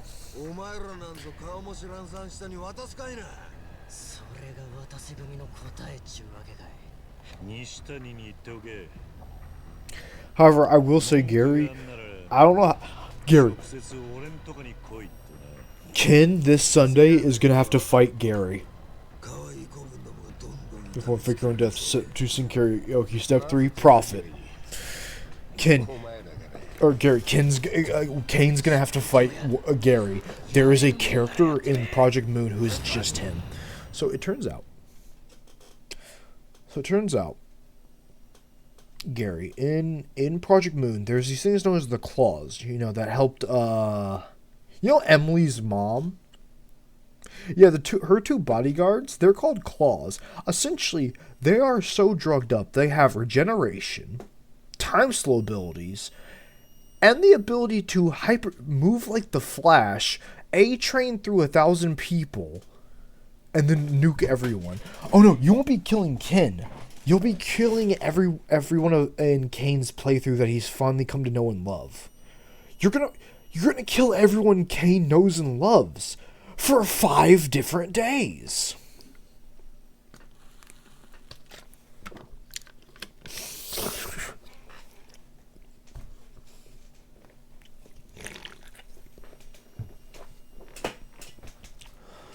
So so Gary, this Sunday, he fights a Claw, and the Claw has, like, one of Callie's moves. But it's just, like, he gets drugged up with the ability to regen, go hyperspeed, and just A-trains through 1,000 people, stops, and then goes, okay, cool. Claws are just Gary. Claws are ruined Gary. Next session, punch Woden coward. So Woden is in Library of Ruina. That's where Face Claim is from. I was gonna make her in the team on the same team that's gonna fight Woden's Face Claim. Both times. I'm putting her on Bina's team, which, by the way, is Emily's mom. Claws are what Gary is going to be. Claws are puppets of somebody else who are just A-train murder machines. Does Gary want to just be a puppet? A puppet? Nothing more than a killing machine? Alright. So I guess you don't want to know that, Okay. So Ty is my boss. Wrong, Woden's your boss.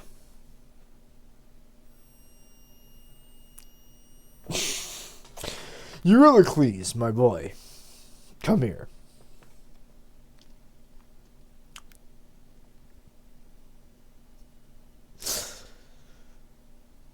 Come on, Gary. Be my Johnny Gat. Be my Johnny Gat. Take them.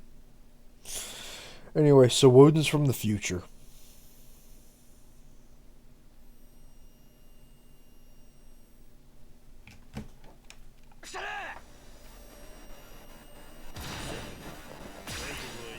Fuck you, grappling hook. I knew this. Why have I been hiding it the whole campaign then?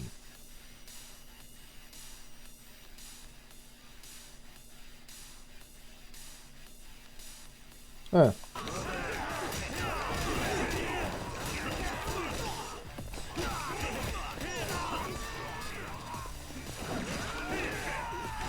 Get some, dog. I did? Okay, I thought genuinely nobody believed Woden, and everyone just thought Woden was a high maniac talking about random bullshit.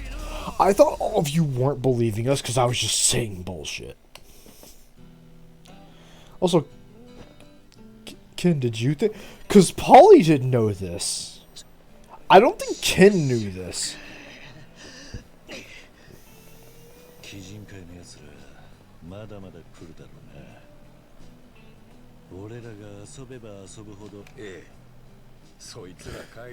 Why did I kill them? Also, Woden... The reason I bring it up is because, Gary, you almost got it right at one point. Here's where you do something like that. Okay. So let me explain myself. So I'm now put on trial. Also, you make that sound like that's a really bad thing. So when we first did the villain arc, I knew about Raildex because I watched it back in the day when it first was like when the first 2 seasons for both shows were out. I really liked it back in the day. I didn't know the timeline. So when we did the villain arc, I was like, oh, cool, so Kane's testing the arc, he's going to do a villain arc, and then a hero arc. I thought the hero arc was after. I didn't know the timeline, so I did Emily's arc, and did a lot of things I shouldn't have. I will forever feel cringe about that arc, because that arc was fucking terrible with how our character should have acted. It's somewhat justifiable, because do remember, the fucking 10-year-old who actually is mute and can't communicate was kidnapped by psychopaths who will kill kids. Emily's a little bit justified in this one. A little bit justified, I'll say. I have no idea what's going on.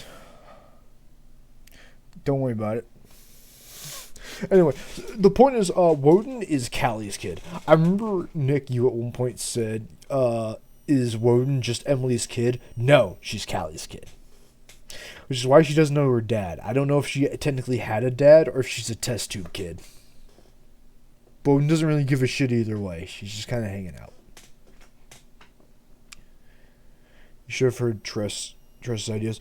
Oh yeah, Tress made you into a nuclear bomber, Gary.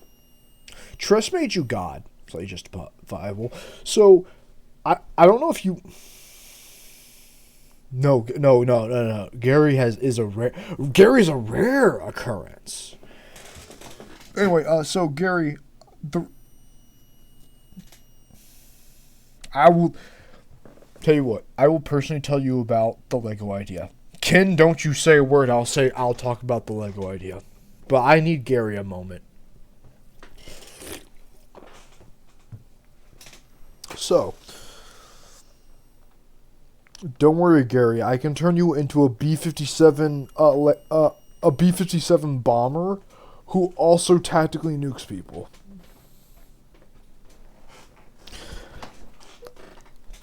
First, though, so at one point you said Nick would break down and actually date Emily. Is that technically canon, or does Emily keep just teasing Nick for the rest of his fucking life? Because she will do it. This is a very small matter. I know this for fun art I may justify myself spending $50 on later. I'm going to justify myself spending art on this. I just don't realize that does not sound good out of context. Wait a minute. Now hold up.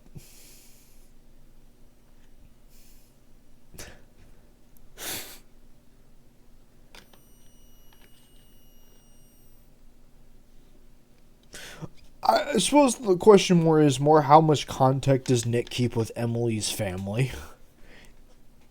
Is a lot, little. Gone 4K Ultra HD. Listen here, fucker. Does Nick actually date Emily? Did they both go to a quiet world?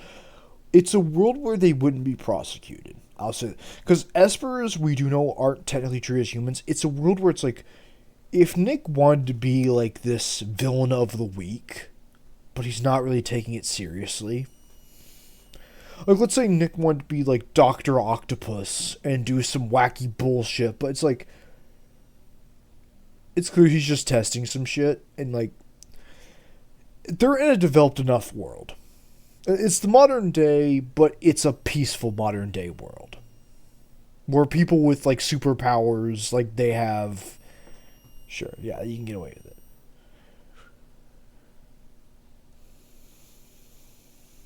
Dude, pretty weird. Fuck yeah. Okay, so cool. So, Woden looks at Nick. Uncle Nick? Because, Woden is Callie's kid. You asked at one point, is it Emily's kid? It was not. It's Callie's kid. And I almost kind of... Nah. They held too many times. I mean, I didn't want to pressure you. It is more of like, Woden's from the future and is Callie's kid. And thus, now if you think about it, a lot of Woden's actions are weirdly justifiable because imagine all of the Black Sheep stories. Maybe related to Callie. That's how you spelled the Project Moon version. Callie is spelled Callie, but I never brought it up. I kind of wish someone brought it up, because I was always nervous that one more L and an E.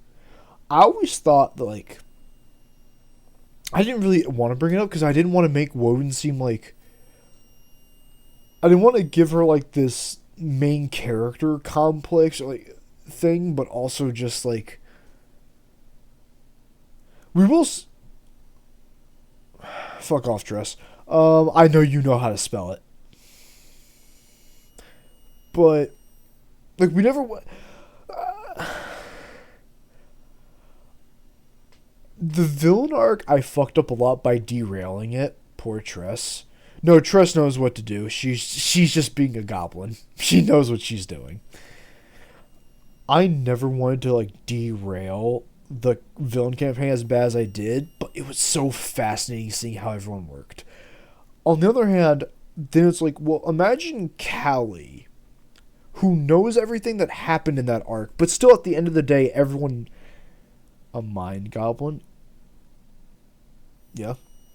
But, Woden, imagine she's heard about Nick and, like, Athena and Amata, but they've been talked about in the best possible light. But then she grows up and realizes how bad it actually was from Athena. Because Athena was meant to be her... I talked with Polly a bit, and depending on how it goes in our campaign, maybe Athena is her mentor. But it's an Athena 15 years removed from what happened. So she's actually grown up. So it's like, this is 10 years later. Everyone's, like, kind of moved on. Everyone's talked about it.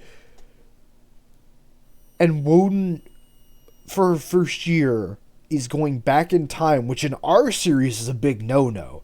So every time I've said Woden's acted crazy or seen hallucinations, every stream I've put Woden in, from Cyberpunk to Fear, is canon. If Woden did a different path wrong. Because the God of Time for us just said, no, you want to go back in time to, like... You want to go back in time for a wholesome reason? Well, you fucked up my big plans. You might have made Gary God now. So I'm going to ruin your life. And thus he did. So that's why Woden, like, has horrible hallucinations. She also thought the world was black and white, so she thought she could just kill China. But if Woden kills China, then Emily doesn't get the task force to save Jezebel. Gary doesn't get the task force to save his family, or is pushed into an even worse scenario. Athena is just left to continue being a brainwashed soldier. So, like, Woden at the moment is currently fucked. No matter what she does, it doesn't matter. You either let time play out and you know it'll at least somewhat work out for the best, or you interfere and you're fucked.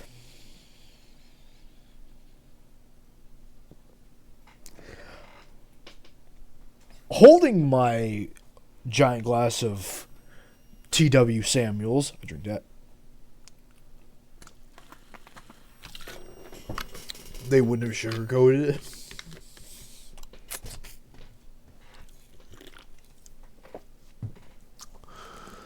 But imagine you're saying it... Okay, now imagine you're saying it to this Woden... Because Woden, how I've played her, is not how Woden is. Which is a really weird way to explain it. Woden is a very hopeful character. But she's a hopeful character who wants to continue Callie's arc of being, like, the scariest motherfucker where nobody fucks with anybody. Like, she wants to be this wall in front of everyone. She wants to be Accelerator.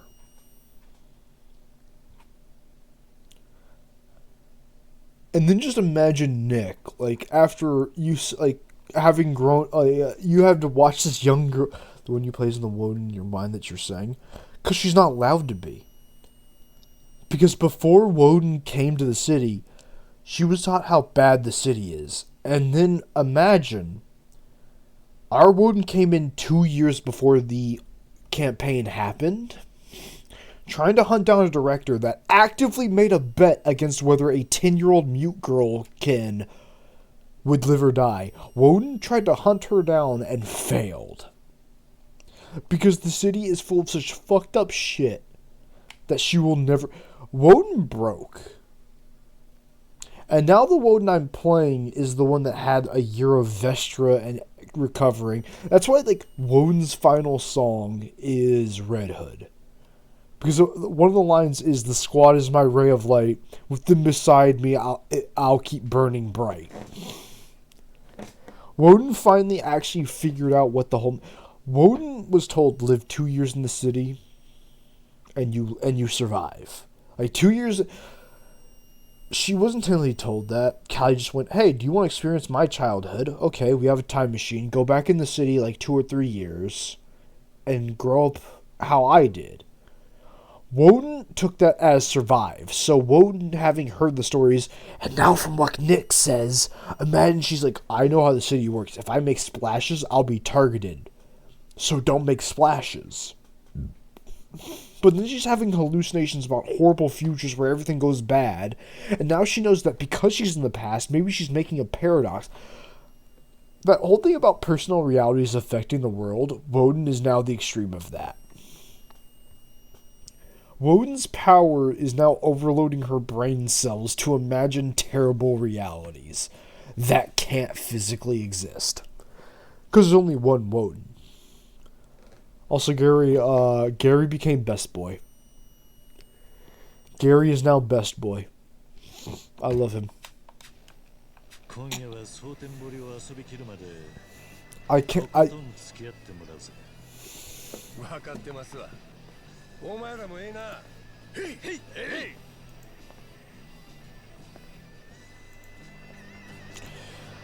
So remember how we've been sending the Ruin soundtrack?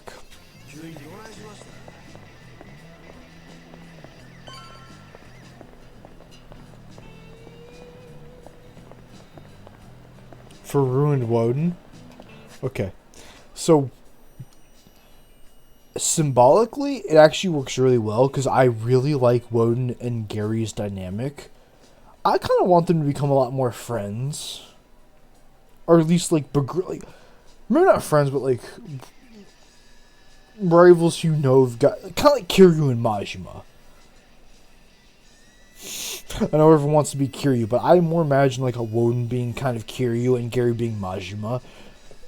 Gary is more that wild rebel who's out there fucking shit up. But you can tell he's not a psychopath who just does whatever. Woden's... I haven't played Woden well enough.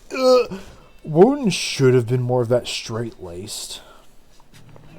Woden is more of that Kiryu of, I'm holding back my true power. I guess more Goku. Gary's Vegeta, Woden's Goku. And that undersells Gary way too much. Because Gary is not Vegeta at all. Woden is way stronger than Vegeta. But sort of that mentality of how we do it. Like, Woden's not even trying and she's this strong. Because... Be gone! Be gone, demon. So Gary's like...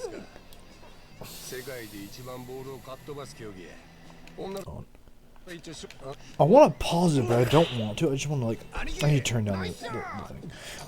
So Gary is, like...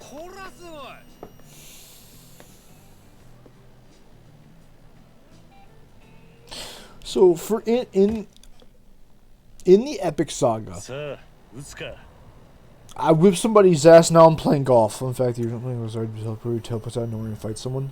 It was literally Majima. No, Gary, you made Majima. Teleporting Majima you wouldn't have made Majima right. You did Majima. Because Majima, when he makes Shadow Clone Jutsus, is him moving so fast he made Shadow Clones. You already made Majima. That's why I imagine him as Majima. You did it already.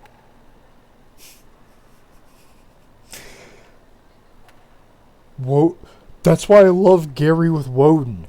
You're my... In a weird way, it's like if Majima had Kiryu's kind of moral compass. So good. No, Jin, you've done it so good. I imagine as... Because he's like, Gary... It's almost like the opposite, though, because Gary has Majima's personality, but Kiryu's morals. And Gary has Majima's morals, but with Kiryu's attitude. Like, Gary is... I mean, he's a dick. He's a troll. He's an asshole. Let's not sugarcoat how Gary is, but he's very straight-faced about it. He's like Kiryu instigating a fight to kick someone's morals into them, but he plays like Majima.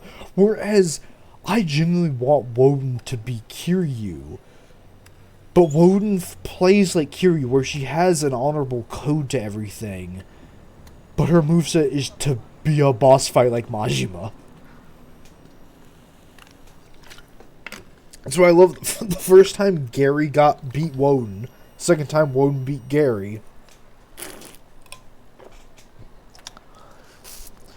I really don't want there to be a third fight, because in the gameplay mechanics, Woden would lose.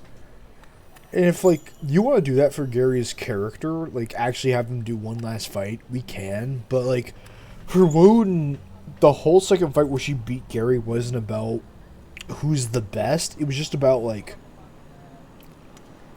well, Gary, if you're not going to respect me until I beat you, I beat you. You can beat me 1,000 times past this point. But for a single instant, me, the person you've been putting down this whole time, kicked your ass. And I've almost seen that resonate through Gary's character to, like, actually character. Like I've seen it almost resonate as, like, he's become a little bit more humble, as in he's not as, I can just take this shit.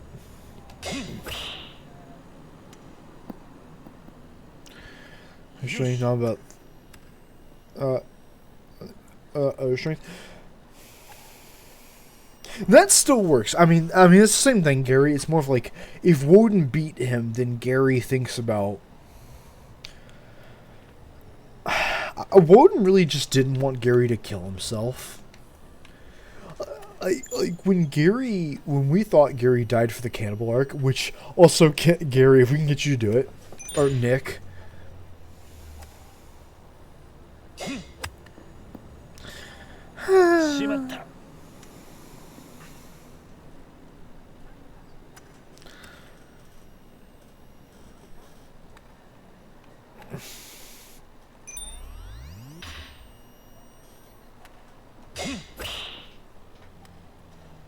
That's in the dream. Did you need me for it? I don't fucking know. Gary, like, when Gary almost died in that arc, I was actually heartbroken for a little bit. It actually got me for, like, that whole week, I was actually really sad.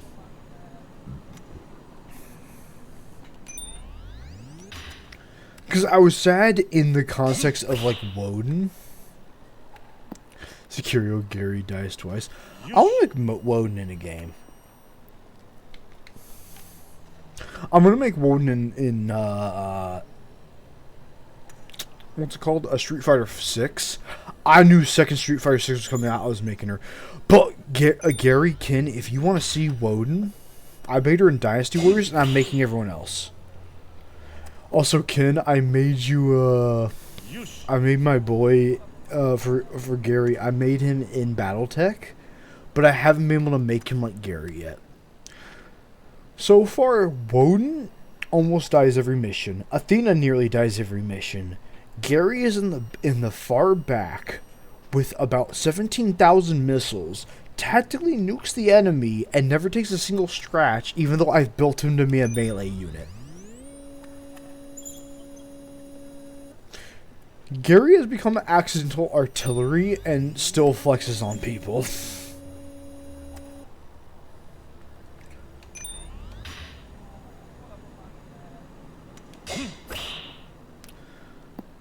Also, at one point, Athena was like, "Man, Gary sucks.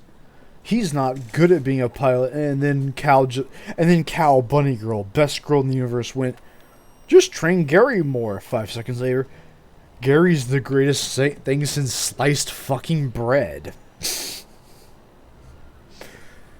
The casual arc change. Back. I can't find the perfect voice for Gary, though. Did we ever get to the Lego ideas? I'm done talking about my thing. Hold on, let's make sure Gary's here, because sometimes people leave my things, and I will make sure. You're finished, so he lived.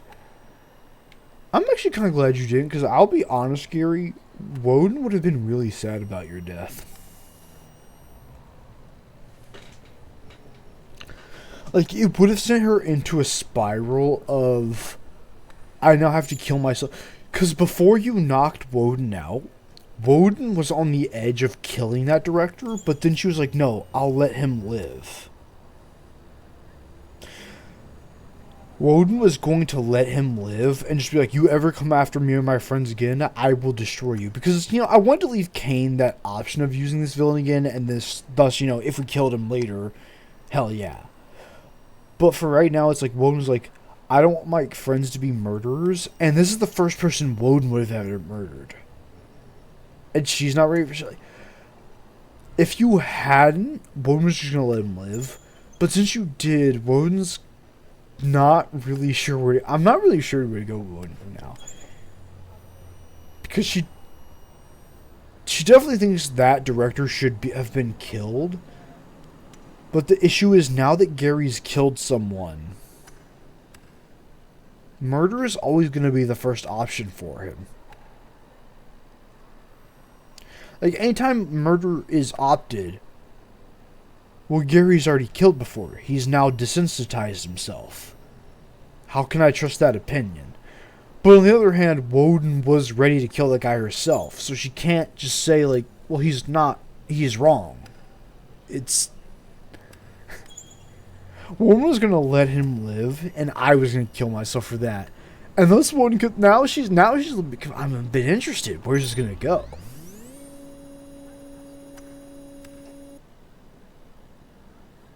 Been a lot longer. Well, shit, now... I'll be honest, I was going to do, like, some Starbound later tonight, but now I'm not sure anyone's going to be around for Starbound, and I don't like streaming when there's nobody there.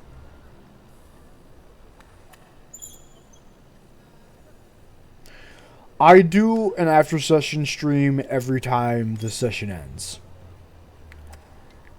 That is up to Gary, if Gary's going to wants to show up. I was trying to talk to Gary one-on-one. Honestly, Gary, I'm going to be honest. I'm in a bad position financially. All of you talking after stream helps me to where I can make more money. So if you guys want to talk after stream, even Gary, even Cain talked about the hypnosis thing off stream on my streams. We all know this is up on like an hour. Oh, then there will definitely be a stream after that. I don't know if Gary will be here, but there will definitely be a stream after that. But like, yeah, if you guys want to talk on our stream about like campaign stuff or like just in general after streams, go ahead. That's what it's here for. It's just friends talking together.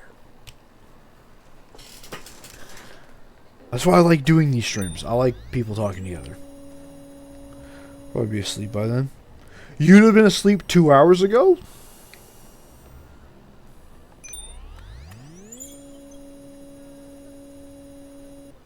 Oh, you mean for Ken. I will say though, we always stream about... We stream about 5. When Kane's campaign ends, that's when we stream. Today for us is Tuesday. We stream that time... So for you, Gary, if you ever want to stream, or not stream, if you ever want to join our streams, and I know Kane joins them a lot, Gary does, Ken's trying to, if you don't want to join them, just so you know the time frame.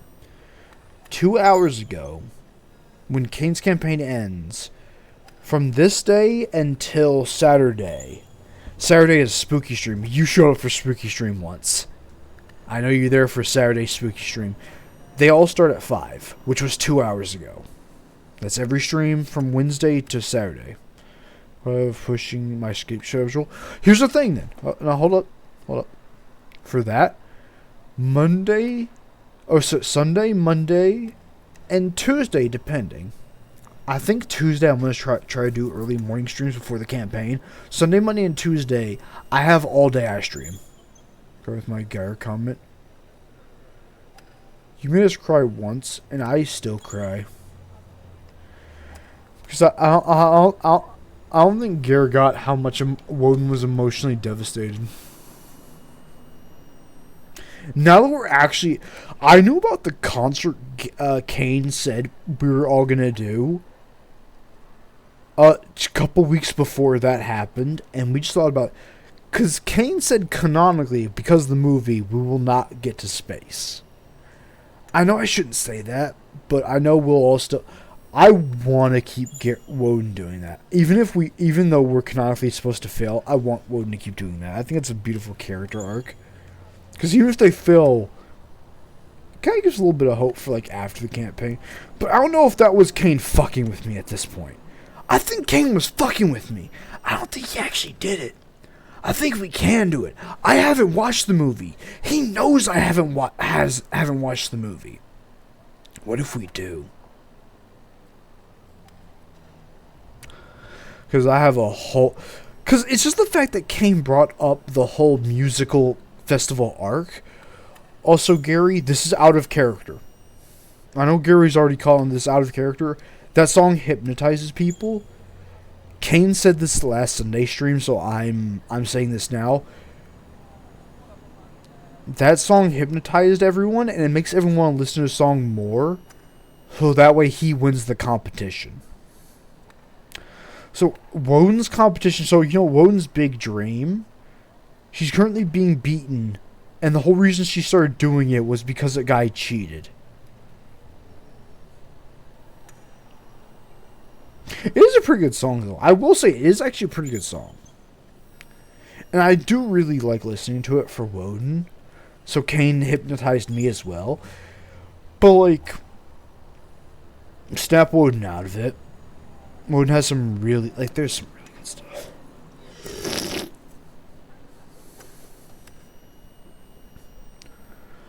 I really want to bring up Woden being from the future.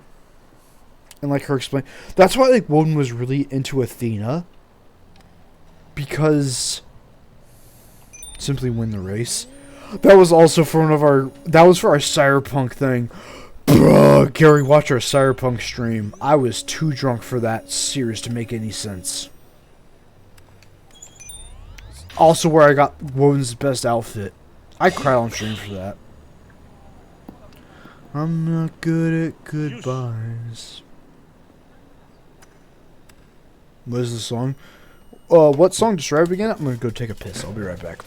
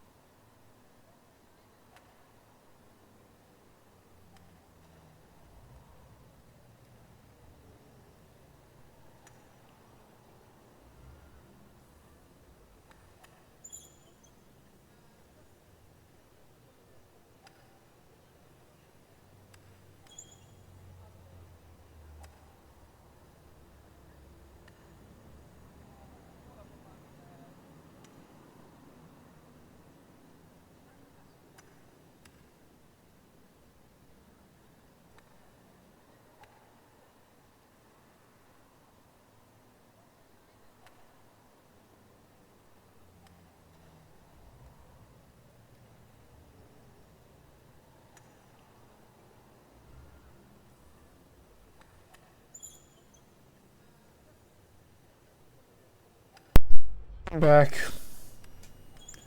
Started asking my friend things about coffee. Which I also blame Kin for.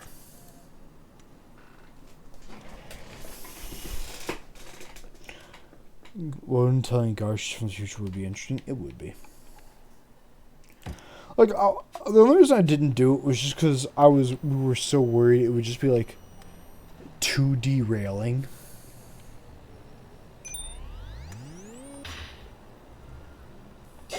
But also, once you know she's from the future, it's like, oh, I get why you don't hate directors now. I get why you hate directors now. It's because you're from a future where directors literally fucked you over. That makes sense.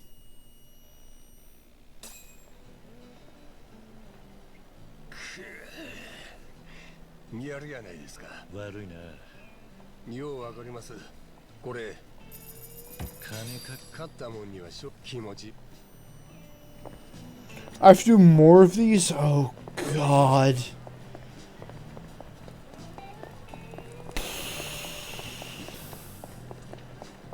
Race directors, most people don't voice it. No, there are a few directors in the series that Woden would agree with. There's one old lady director.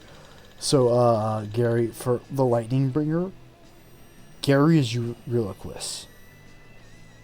So, what I love about the Ruined Woden being with the Epic album is that Gary becomes the greatest gaslighter to ever exist. Gary gaslights so hard, he gaslights himself into the afterlife.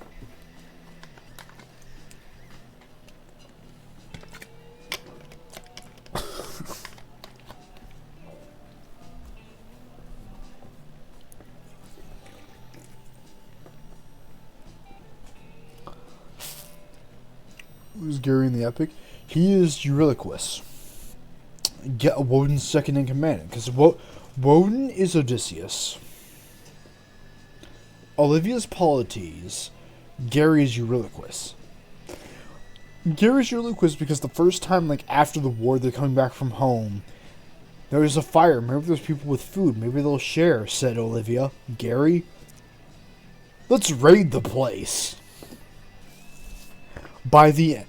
But it becomes... I was going to talk with Ken about this. I'm probably going to do it off stream. But Gary, if you want to be involved... Off stream, I was going to talk about the entire Epic Saga and why it works for Ruined Woden. And talk about, like, the certain art I was going to get for it.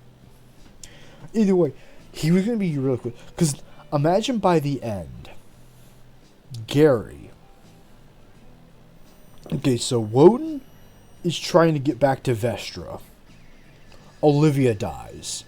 On Gary's side, Ty dies during the Cyclops. So Polites is Olivia. They die first. Woden freezes up. Everyone else dies. Ty or Sokka. I'm not sure which one. It's either Ty, Sokka, or Kin, but I do like Kin being Eupolites. Either way, Gary losing because Ty told Gary, you know, like getting over trauma, just get over that hyperspeed like your power does. So imagine Gary going down the path of like, fuck it, let some people die, into save every man, and Woden going from save every man to fuck it, whatever gets me to my goal. Because when they get to the Wind God and like the boss arc, you made the boss Poseidon. I made Nick Hermes. That's why I said like Woden's from the future. Nick is Hermes. Because Hermes is Odysseus' grandfather. Nick is Woden's uncle. I can imagine Nick coming up to Woden saying, what, you need to be mental out? Here, eat this brownie from one of my Gregs. Now you have the power to beat her. It's too perfect for Nick. It's so beautiful. It's so good for Nick. I was gonna make the Lotus Eaters like a bunch of Garys too. That's why the Cyclops is gonna be Slash. Woden blind Slash. Nick doesn't care at this point, which somewhat goes with Nick being kind of an asshole, and somewhat fits with this thing of like these older machines are nothing more than just designed to kill, so he doesn't care what happens to him. Boss, however, well, that's one of Boss's, technically that's one of his grandkids. And yes, Woden, you're his niece, but you fucked up one of my grandkids. And that works with, when you said like ruined Woden would be monster, that works with that. When a god comes down and makes the fleet drown, is he scared that he's doing something wrong? Is Bossy scared that he's fucking up Woden, who is technically his niece? Or does he keep everyone in check because he does have to be the boss? And he has to protect Nick and all the other group, and he has to protect their legend and their rep. Ooh. The depth.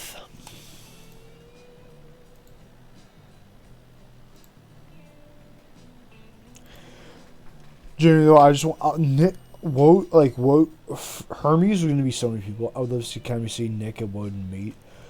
That's what I want to do. That's why I want to bring up that Woden's from the future, because I genuinely want it to happen. That's why, like, when we went to Athena's school, she got Athena's thing, because to her, everyone talked about Athena as a hero, because Athena was about to murder Jezebel. Nick egged it on. However, these are two people that are 15 years divorced from that event who grew as people. I'm not saying Nick's going to be some great paragon, because I don't know how Nick would grow, but I think 10 years from that, Nick actually just knowing he does... I think he would, like, chill out a bit. And thus, all of Woden's family wanting to shield her from that truth. And that's why Woden hates China. Because if China was dead, the black sheep would never happen. However, Woden made a bet with the guy who stole Jezebel how everyone would act. So if Woden kills China,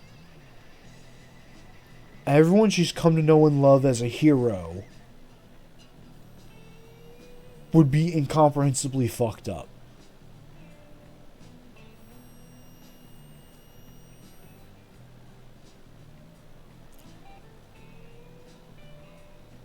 And then Woden has a schizophrenic attack where she imagines infinite timelines where I do cyberpunk. Where does she win in this?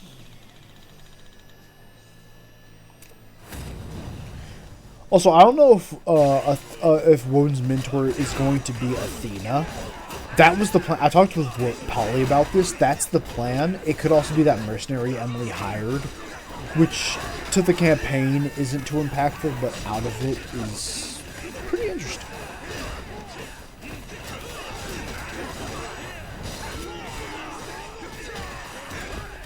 Bring out that Dragon and Dojima style. It's time for the Woden style. How often did Nick and Woden meet each other? Okay, so Woden...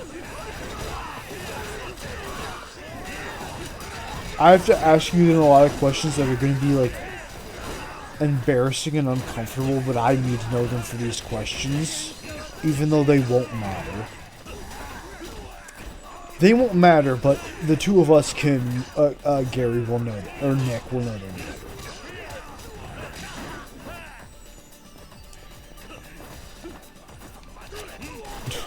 Do you accept my horrible questions?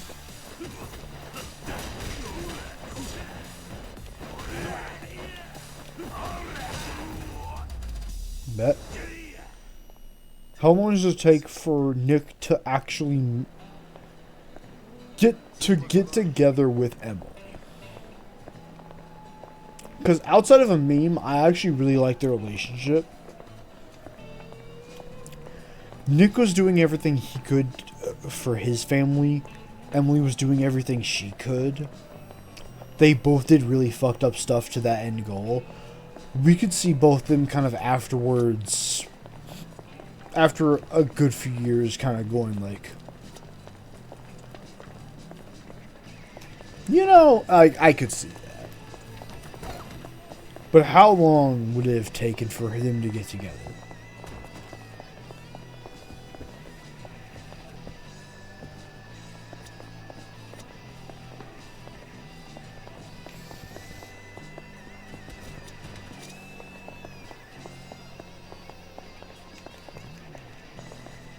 I need to eat food, you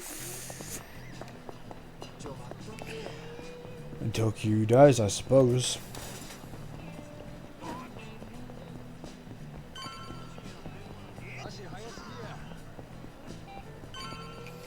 When you arrange to start dating.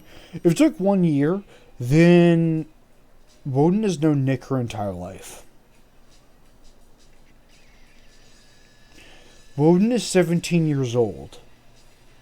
Woden joined the city 2 or 3 years ago. Those other 15 years were with everyone else. Also, Nick, that's what I tear up listening to Thunderbringer with Ruined Woden. Because if Woden's Odysseus and Gary is Euryloquus, just imagine Woden having to be told by God, choose between yourself seeing Vestra or your entire crew, and at this point Gary is one of the last of the crew. He knows for a fact his grandmother's dead by this point, because Woden's mom would be dead by that point in that canon. I've seen a lot of art, and I'm not sure which fits best for Gary. Gary trying to kill Woden over, yeah, I'll kill my whole crew just to see my love interest again. Gary stopping the crew. Or Gary just not doing anything to kill Woden, but watching the rest of the crew do it. Because either way, it's after Gary's kind of given up. Because what's he gonna go back to? Olivia's dead, Ken's dead, Sokka's dead, Ty's dead, everyone's dead. Tomo's dead. There's Index, Accelerator, Railgun. That's it. I actually really love the idea of, because for Ruined Woden, it was kind of a meme, and it's kind of a really fucked up meme of this is what happens if Gary respects and trusts Woden's judgment. Because he did up until a point where he realized Woden didn't have his best interests at heart. And he just blindly trusted her. Which I don't think is out of character for Gary. I think that is a possibility. If Woden showed she was smart, I think Gary would have been in there. And then Gary opened the bag. What was 2?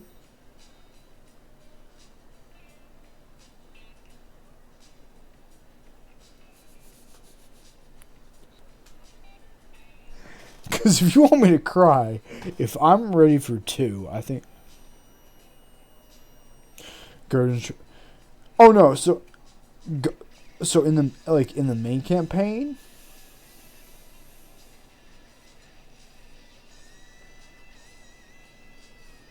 Well, and also stopping the crew. Oh no! Stopping the crew means they all die. Because Woden chose everyone else's life over her own, so it's the crew like trying to kill Woden for her last decision. But at the same time, does it really matter?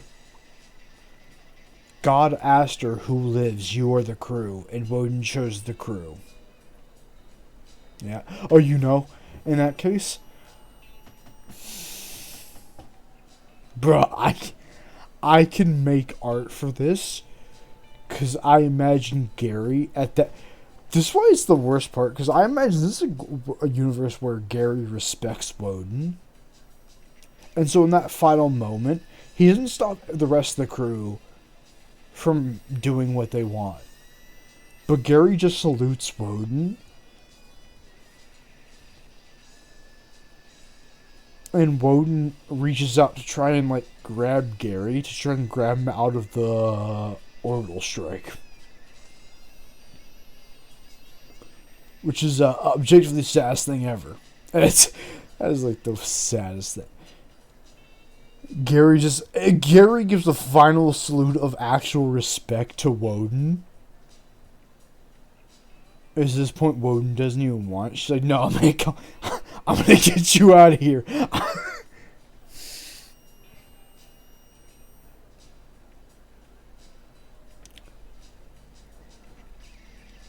I have listened to that album far too many times. His friends over his own life. That's what makes it fucked up for Scylla, because for that arc... This is why I love Gary for Mutiny.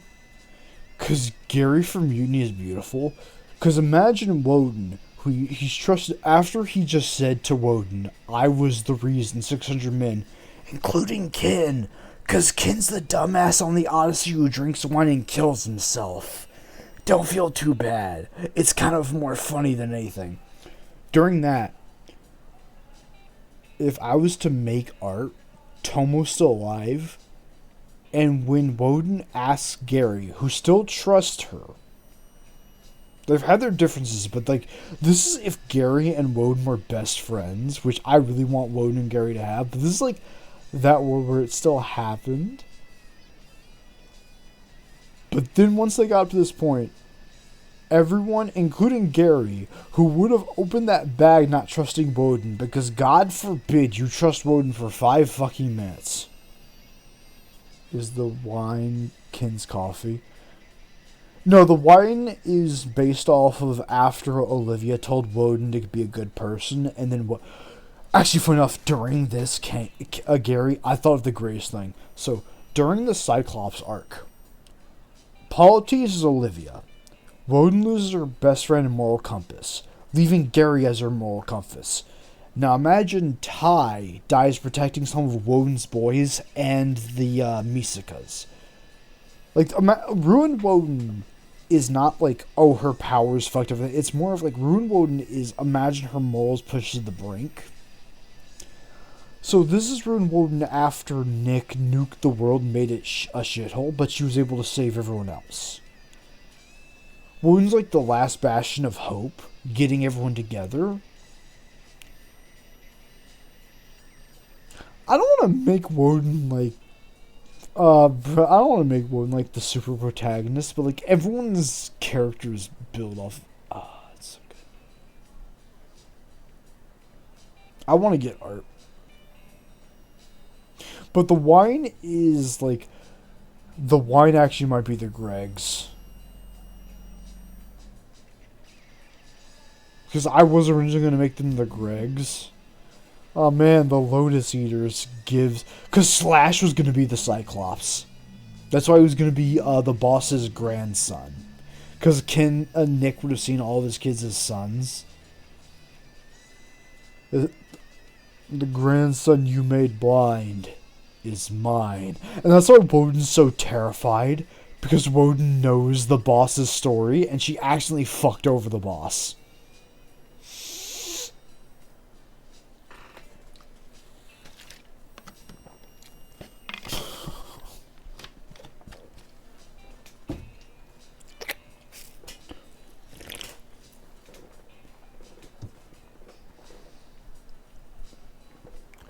He does see his robots as his kids. Oh, that's also what Woden sees. It's just for the epic. I really like Nick being Hermes, because otherwise it was gonna be Boss. Not Boss. King. Otherwise Hermes was gonna be King. And since Hermes is Odysseus's grandfather, his Nick is like King being Hermes as fun as Nick, who, even though, yes, Woden blind one of his kids, Nick understands what happens being as crazy as he is. He sees the bigger picture and is like, I get what you were trying to do. You still fucked up big time. I'm going to try and get you out of here. Because for the song Dangerous, Oh, the song Dangerous. Oh, I love this song Dangerous.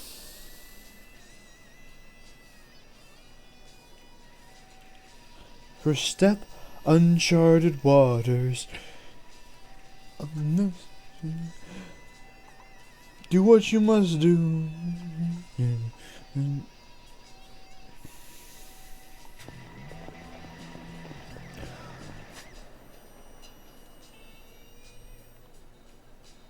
Hey Nick, you're the last one standing. I'll let you choose, but you have to stay around for this this tabletop.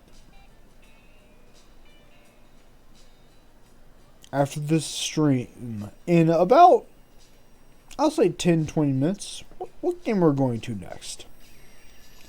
Battletech, where I made Nick, and I need to remake Nick. Nick did not come out how I want him to. I have the template for Nick. Do you want Nick in a giant robot? Or do you want to see Woden rewrite historical history?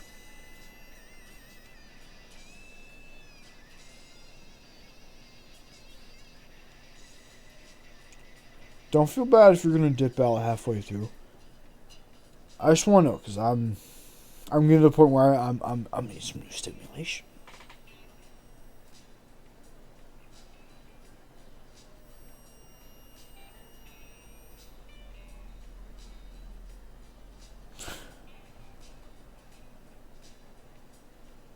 I'm not interested about changing history. Chinese history. 3 Kingdoms.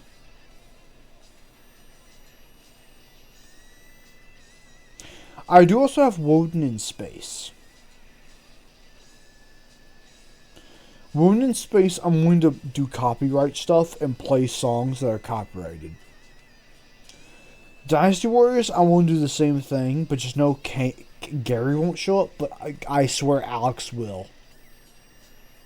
Alex is gonna show up. I think Alex has fucking showed up several times. Shit.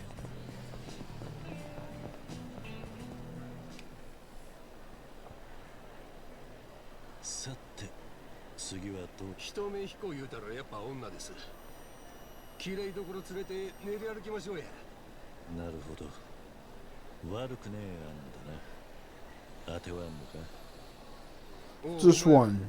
店回って何人か連れてこい。全員。 Okay, so for the epic, the reason it's ruined Woden is because this is Woden.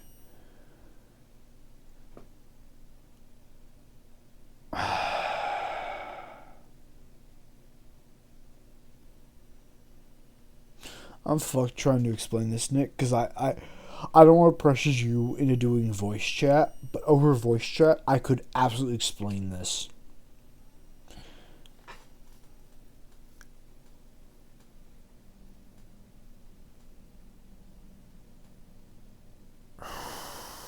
However, it is OG Nick. Hold on. For the epic, make a deal and trying to help out them all. It is technically OG Nick doing that. No, hold on, no, I don't even actually feel bad. No, actually, that's just what's happening.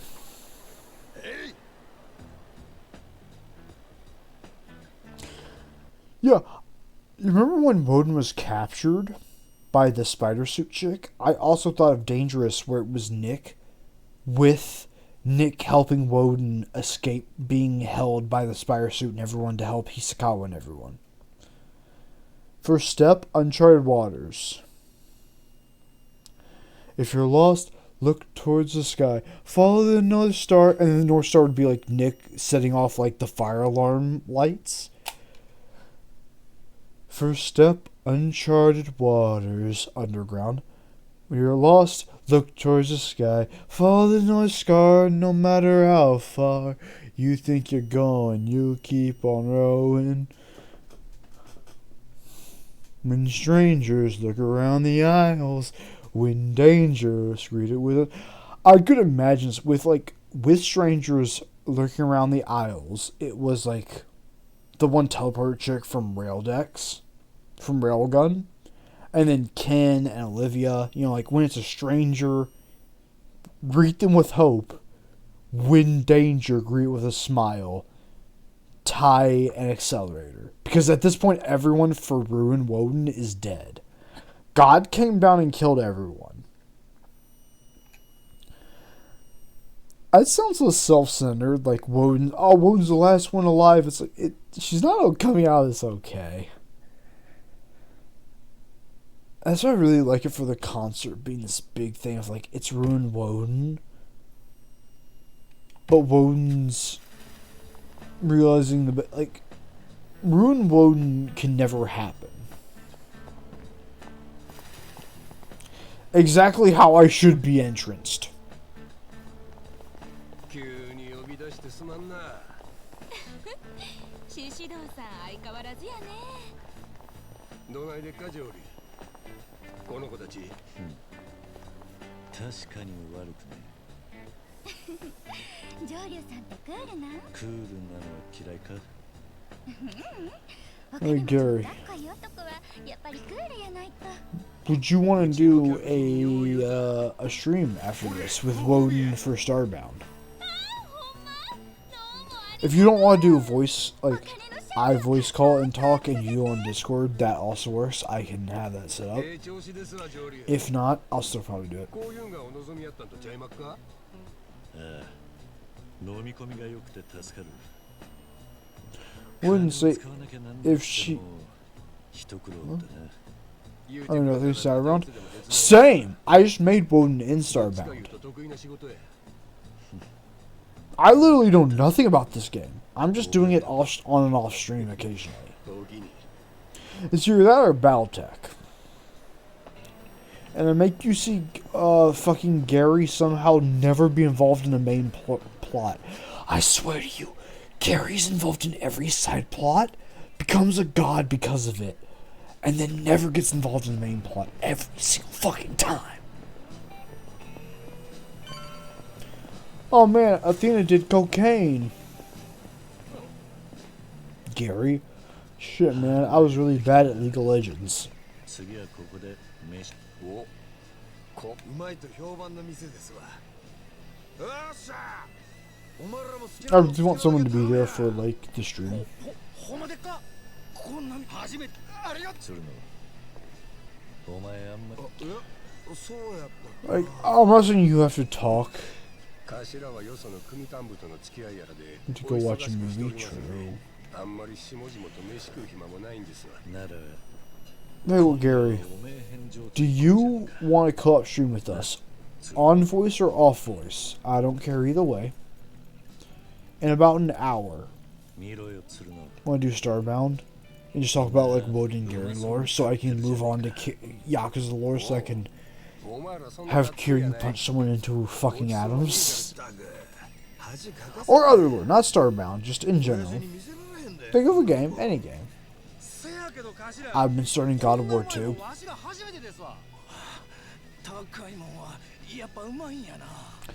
If you don't want to be involved. Nice.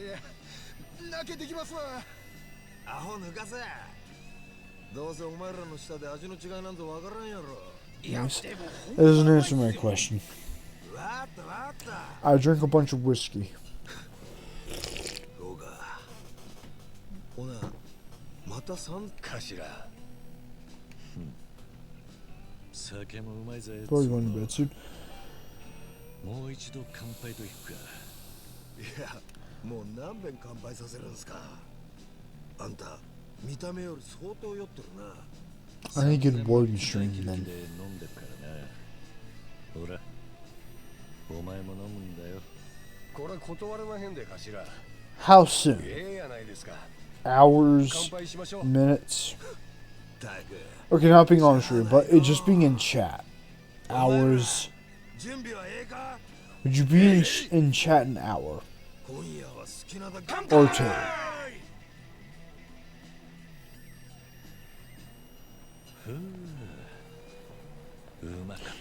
You don't have to be in voice for this, just in chat.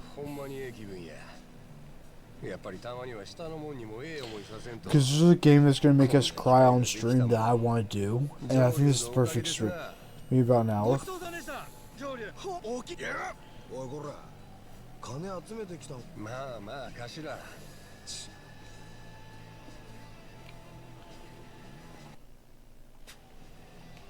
ああなまだそう So chat.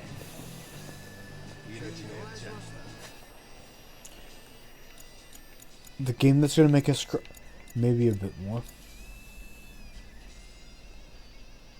Gary, do you want to hear like our concert and us to finish a game that's gonna matter for the concert? Do you want us to finish up a game? Do you think it's in chat? In chat, do you think it's it for a game? I think it's enough left. I know what I'm doing for this finale. I know what I'm doing. Sure.